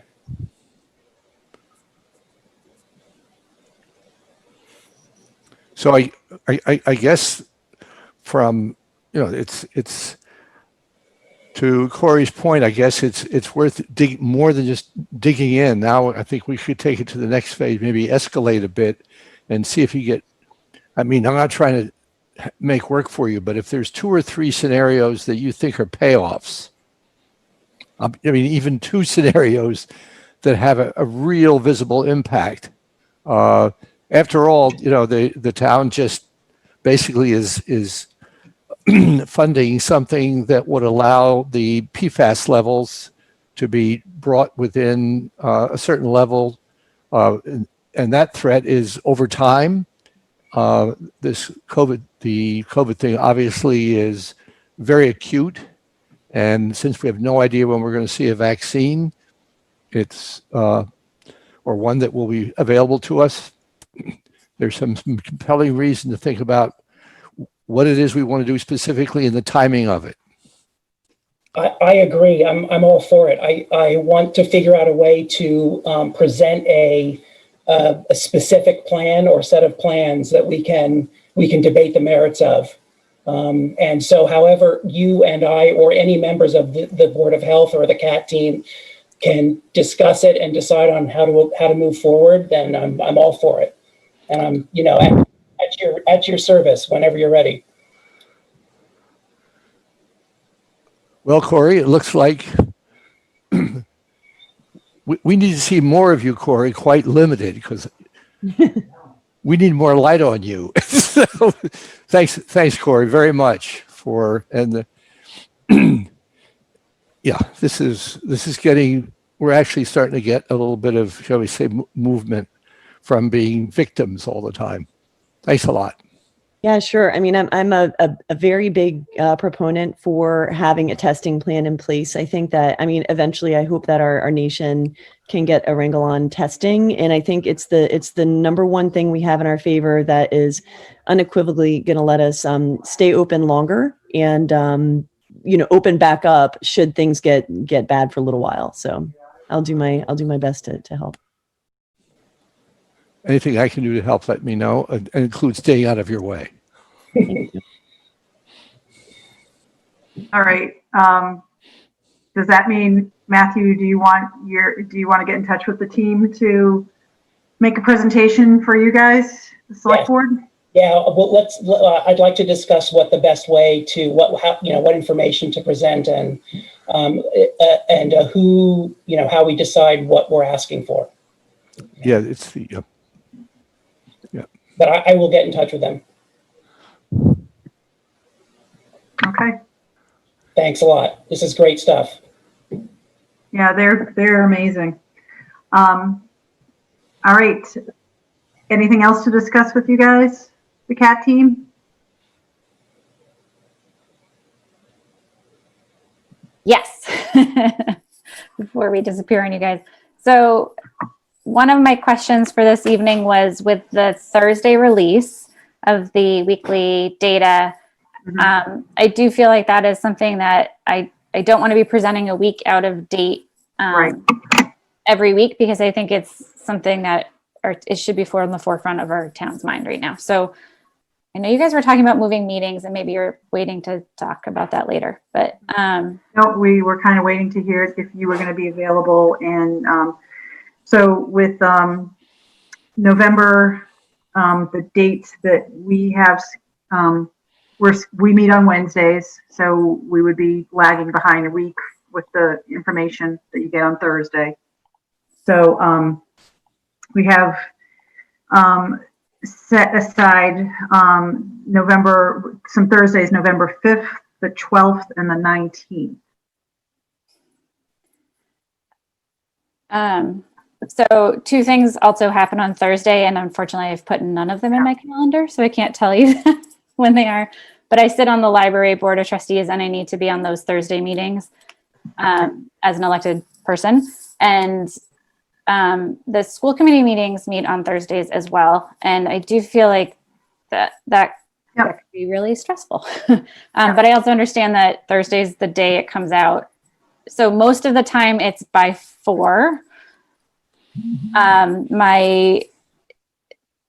Given the history of the DPH says by 4, but it can lag by hours, as we've seen in recent weeks, depending on what they're trying to roll out and what information they're trying to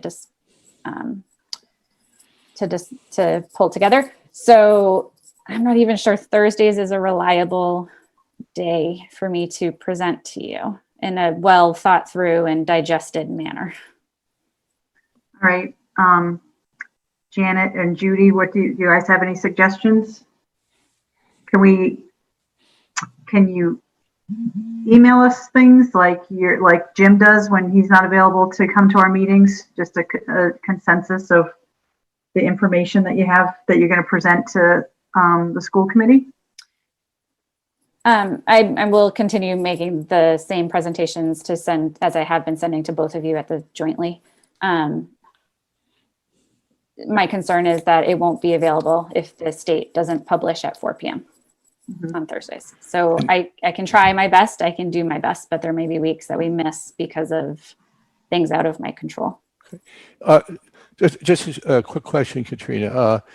So the thing that you'll be missing the most, because we could get what we saw tonight, which is sort of like bare bones stuff that doesn't tell us about places like Acton. That's what's missing from the okay. You will be able, from Jim, as long as he pulls the number of cases in Maven at as close to 8 a.m. as possible, you will be able to get that Littleton has 11 cases, and that's a rate of 8.1 per 100,000.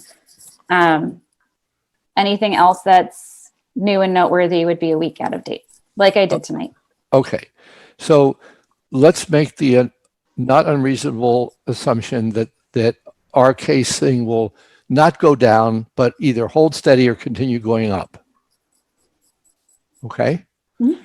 Okay. What's the impact going to be on what we have to understand if that trend continues? In other words, Jim tells us you're up here, you're flat, period. What impact does that have, in your view, on what we should be doing, other than in addition to communicating to people that here's a good reason why you should continue wearing masks? That's a really good question.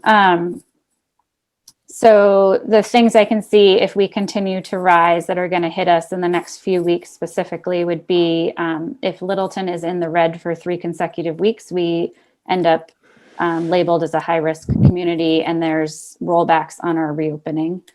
I don't know how those are triggered, and whether the Board of Health then has to roll them back, or if that's a state level thing that you guys have to communicate. But that would, around that time, I'm sure the school committee will be needing to discuss with you guys if we're in red for 3 weeks, the schools may need to think about, I'm not saying they have to shut down, because they just have to use multiple weeks of data, and there's other things that go into their decision that I am not aware of. So where that conversation lies, if we only find out at 4 p.m., that's a really hard conversation to have on short notice. Okay.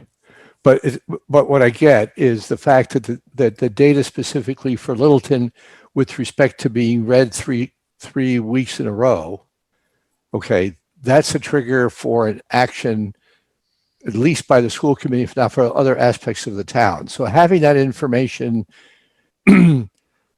doesn't require deep analysis. It just says you're in the red. Well, so, and maybe Jim can answer this, because he sat in the webinar where he learned how to do that, pull that information out of Maven. It's my understanding from the slides he shared with me that if the state pulls Maven, like, things are in and out all the time. They kind of like transient. It's a fluid data collection and display situation.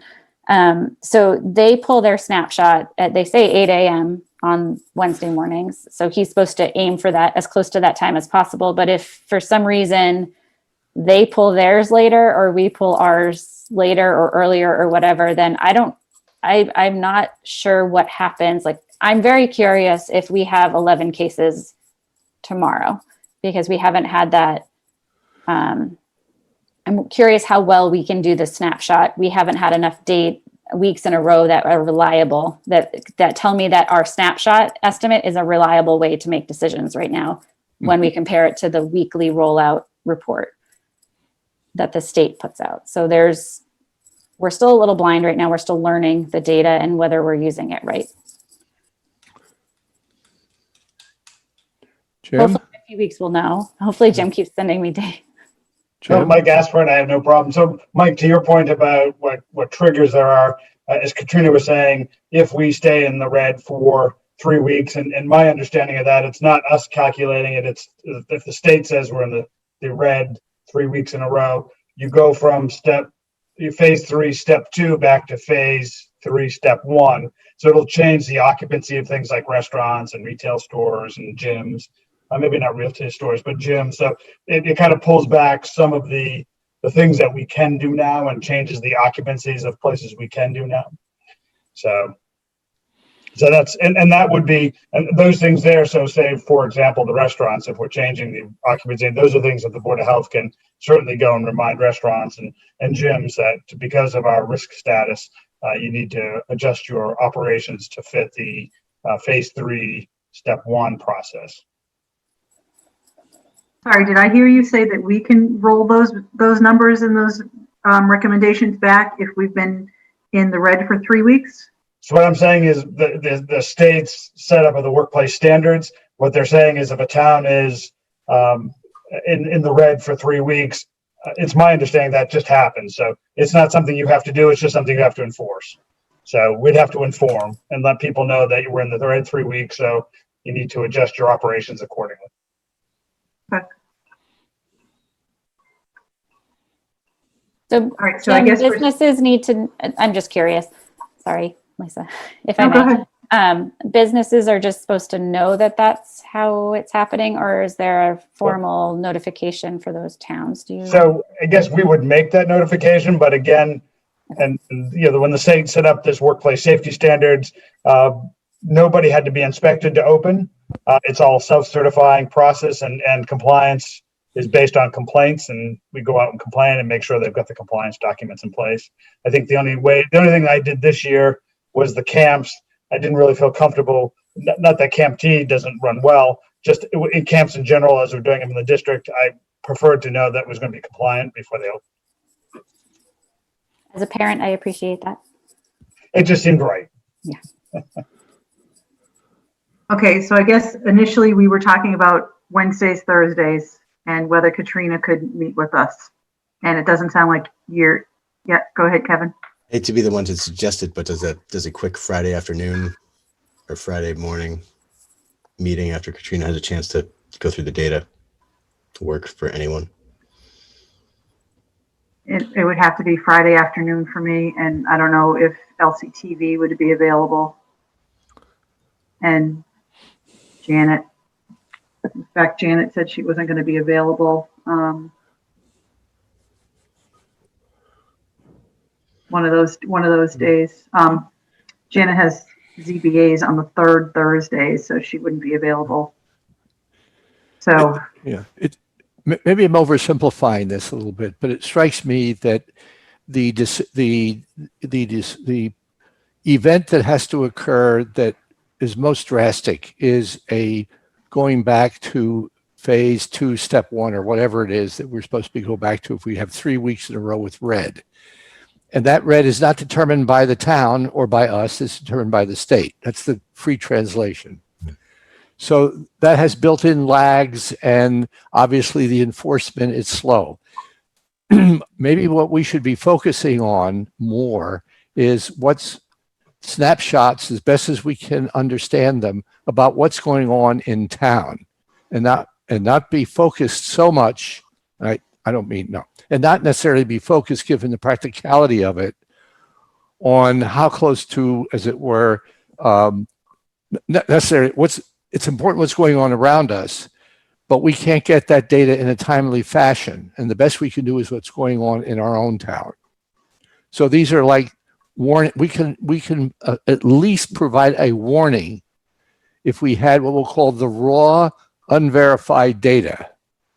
We could at least prepare school committee, the board of selectmen. In other words, Jim basically could provide the canary story. Basically, look out, guys, it's coming at us. Mm-hmm. And this is what it is. It's continuing the trend that the Board of Health through Katrina detected 2 weeks ago. It's still going up. So you want to think about getting ready to get the public ready to dial back. As far as going back in red, so I'm not sure moving and I want Katrina to say, no, you're wrong, Mike, as usual, is basically not load her up with multiple meetings, but make good use of her clear thinking. Yep. Okay. Thursdays are hard days for me in general. So I think if Jim can give the snapshot, we can at least get a snapshot from Jim, and we can continue meeting on Wednesdays. Is that what you're saying? Yeah, and then you do your best of getting your masterpiece to us. On Thursdays, I can do that. Yeah, you just basically. I have an email to the school committee too, because I can do the data, but it arrives on their doorstep before they get a chance to think about it before the meeting too. So it's this Thursday data release is really messing with life. Yeah. All right. So I guess we'll just continue to meet on. Go ahead, Kevin. I was just going to suggest, would Mondays be a possibility or a better option, so we have a chance to go through a thorough report of Katrina's data? Louise was suggesting that too by text, or Louise or Janet via text. Is that too late? I guess it's not too late for, I guess what Mike was saying is that Jim can give us some rough idea of the town, and that Katrina can give us the information comparing to other towns and other states and the state. Maybe just a special COVID meeting on Mondays with Katrina and the CAT team, or I don't know. Special secret probation. I don't know. Meeting of the CAT team. I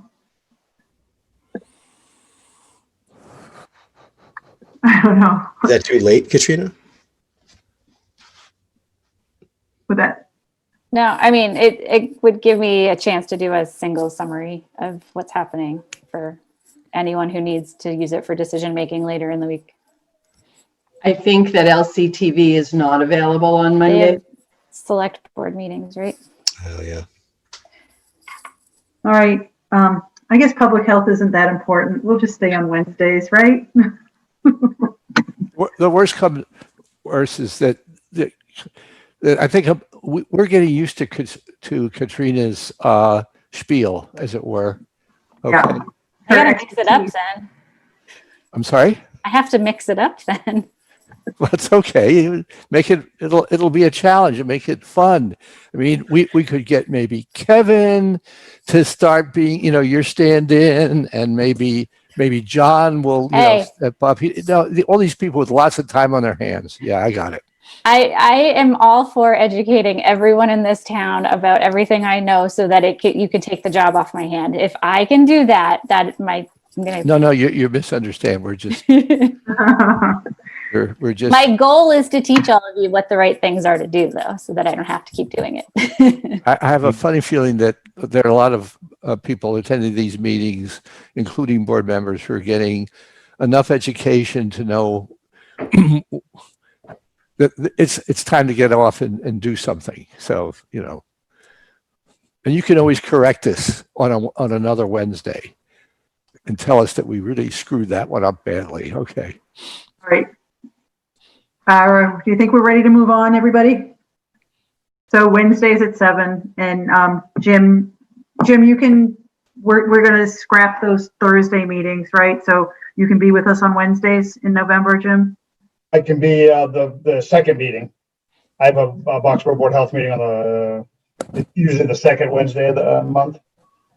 Which we have to change anyway, because that's Veterans Day, and okay. So they moved theirs to the 18th, and because of that. That's why we were going to Thursdays initially anyway, because we had the Thanksgiving. Well, just that one, we were moving to Thursdays because of the numbers and that Veterans Day, because we can't do it on Thursday because it's Thanksgiving in 2 weeks. So should we keep it on the 25th? And gosh, Then do you want to do the 4th or the 18th? Should we just keep it on the 4th?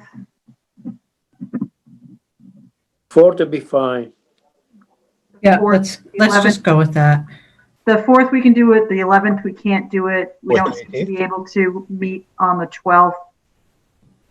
But We can do the 4th and the 18th if you want to do it spread out a little bit, and then meet again right after the Wednesday after Thanksgiving if you want to keep it on a 2-week rotation. I guess that's what we have been doing, but I think as the trend goes, we might need to be meeting more frequently, like every Wednesday. Okay. Like we did during the shutdown this spring. So do you want me to just schedule it for all 4? Oh, we can't do the 11th, and you can't do the 25th. You can do the 25th. It's up to you guys. I'm available earlier on the 25th. It doesn't have to be the evening, but that's the day before Thanksgiving. So I don't know if anybody else is going to be available. I think I will. Okay. Yeah, I think I get done at 1 that day, so we could do it in the afternoon if that works. If with Judy and Dave, if you think that on the 25th we can do it earlier. An afternoon meeting. If we're going to be looking at data that's a week old, I mean, does that even really make sense to do Wednesdays? I mean, I guess that's my. We just can't get Katrina here on Thursdays, Kevin. Yeah. And Monday's not available at LCTV, and Fridays, I can't do it until late afternoon, and I don't think anybody wants to meet late Friday afternoon. I think we'll be okay. I think we'll be all right. I think we'll be all right. So we've got the 4th, the 18th, and the 25th. And can we work on timing for the 25th?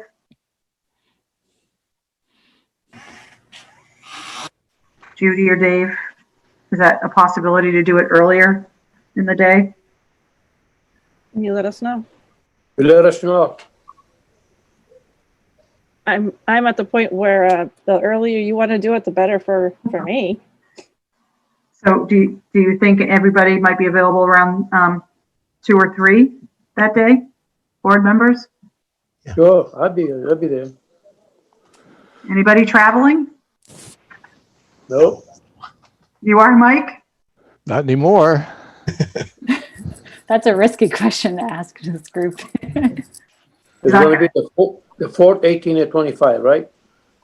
4, 18, and the 25th, we're going to meet in the afternoon. What do you think, Judy? Earlier the better. Say 3 o'clock? Let's say 3. Okay, so 3 o'clock on the 25th? Good. Yep. Any of the other members of the CAT team that, whoever can meet with us, great.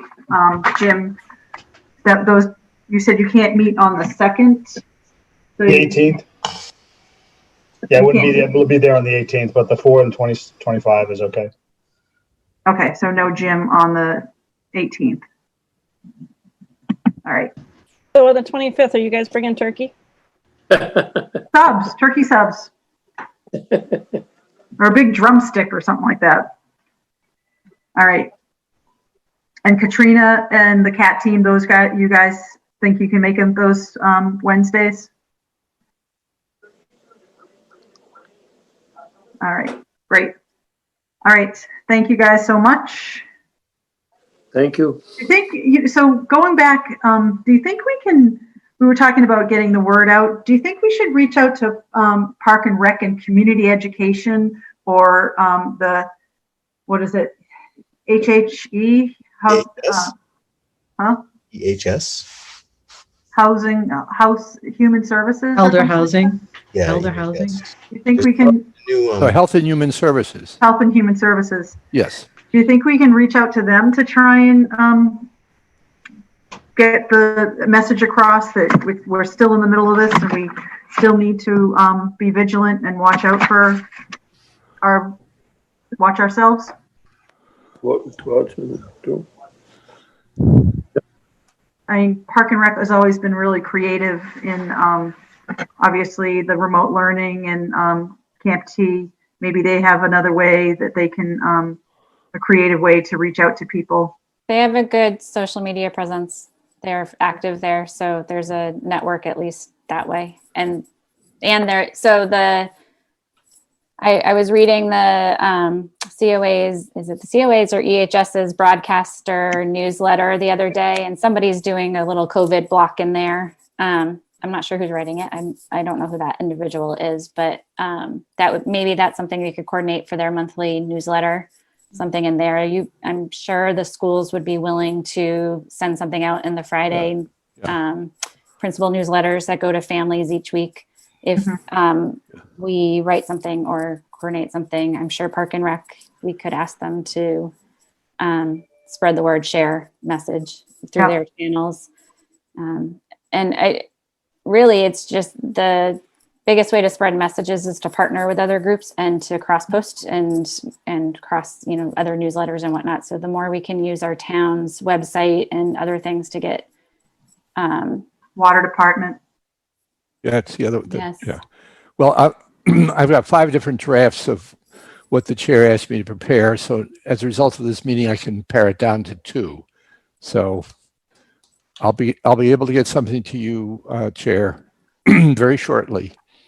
Okay. That reflects what we've heard so far. Okay, that'd be great. And Park and Rec. Okay. Janet, should we ask those people to join our next meeting, or should we just email them and ask them if they'd be willing to help us out, spread some educational stuff out? Whichever route you want me to take. Okay. You're talking about Park and Rec? Park Rec. Human Resource. Yeah. Yep. I'm sure Park and Rec will agree, or because it doesn't cost them anything to post stuff on their site. However, generally they're looking for revenues. So anything like an activity, they're going to be looking for bucks. You mean, oh, you mean like the competition? Let's see if we can do better than the other towns? Or, walking around the street, banging drums at the important time and making it clear that, whatever. Okay. All right. Can I call you on? Gino, mute yourself, please. Call you in a minute. Okay? I'm in a meeting. Bye. Okay. All right. Yeah. Thank you. Thank you, What- CAT what- members. No, you were on the phone. I was just wondering if you could mute yourself. So that's all right. All right. I think, thank you. Yeah, thank you. And I'll see you the 4th, November 4th, right? We're not done yet, Gino. Okay. Cat's leaving right now. Oh, okay. All right. So next on the agenda is correspondence, and I think we covered most of them. The one about the Cloverdale and the drive-through trick-or-treating at Shaker Lane. Did anybody have anything else? Any other correspondence that they wanted to talk about?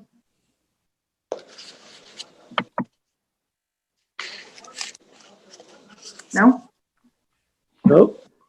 Okay. And member comments?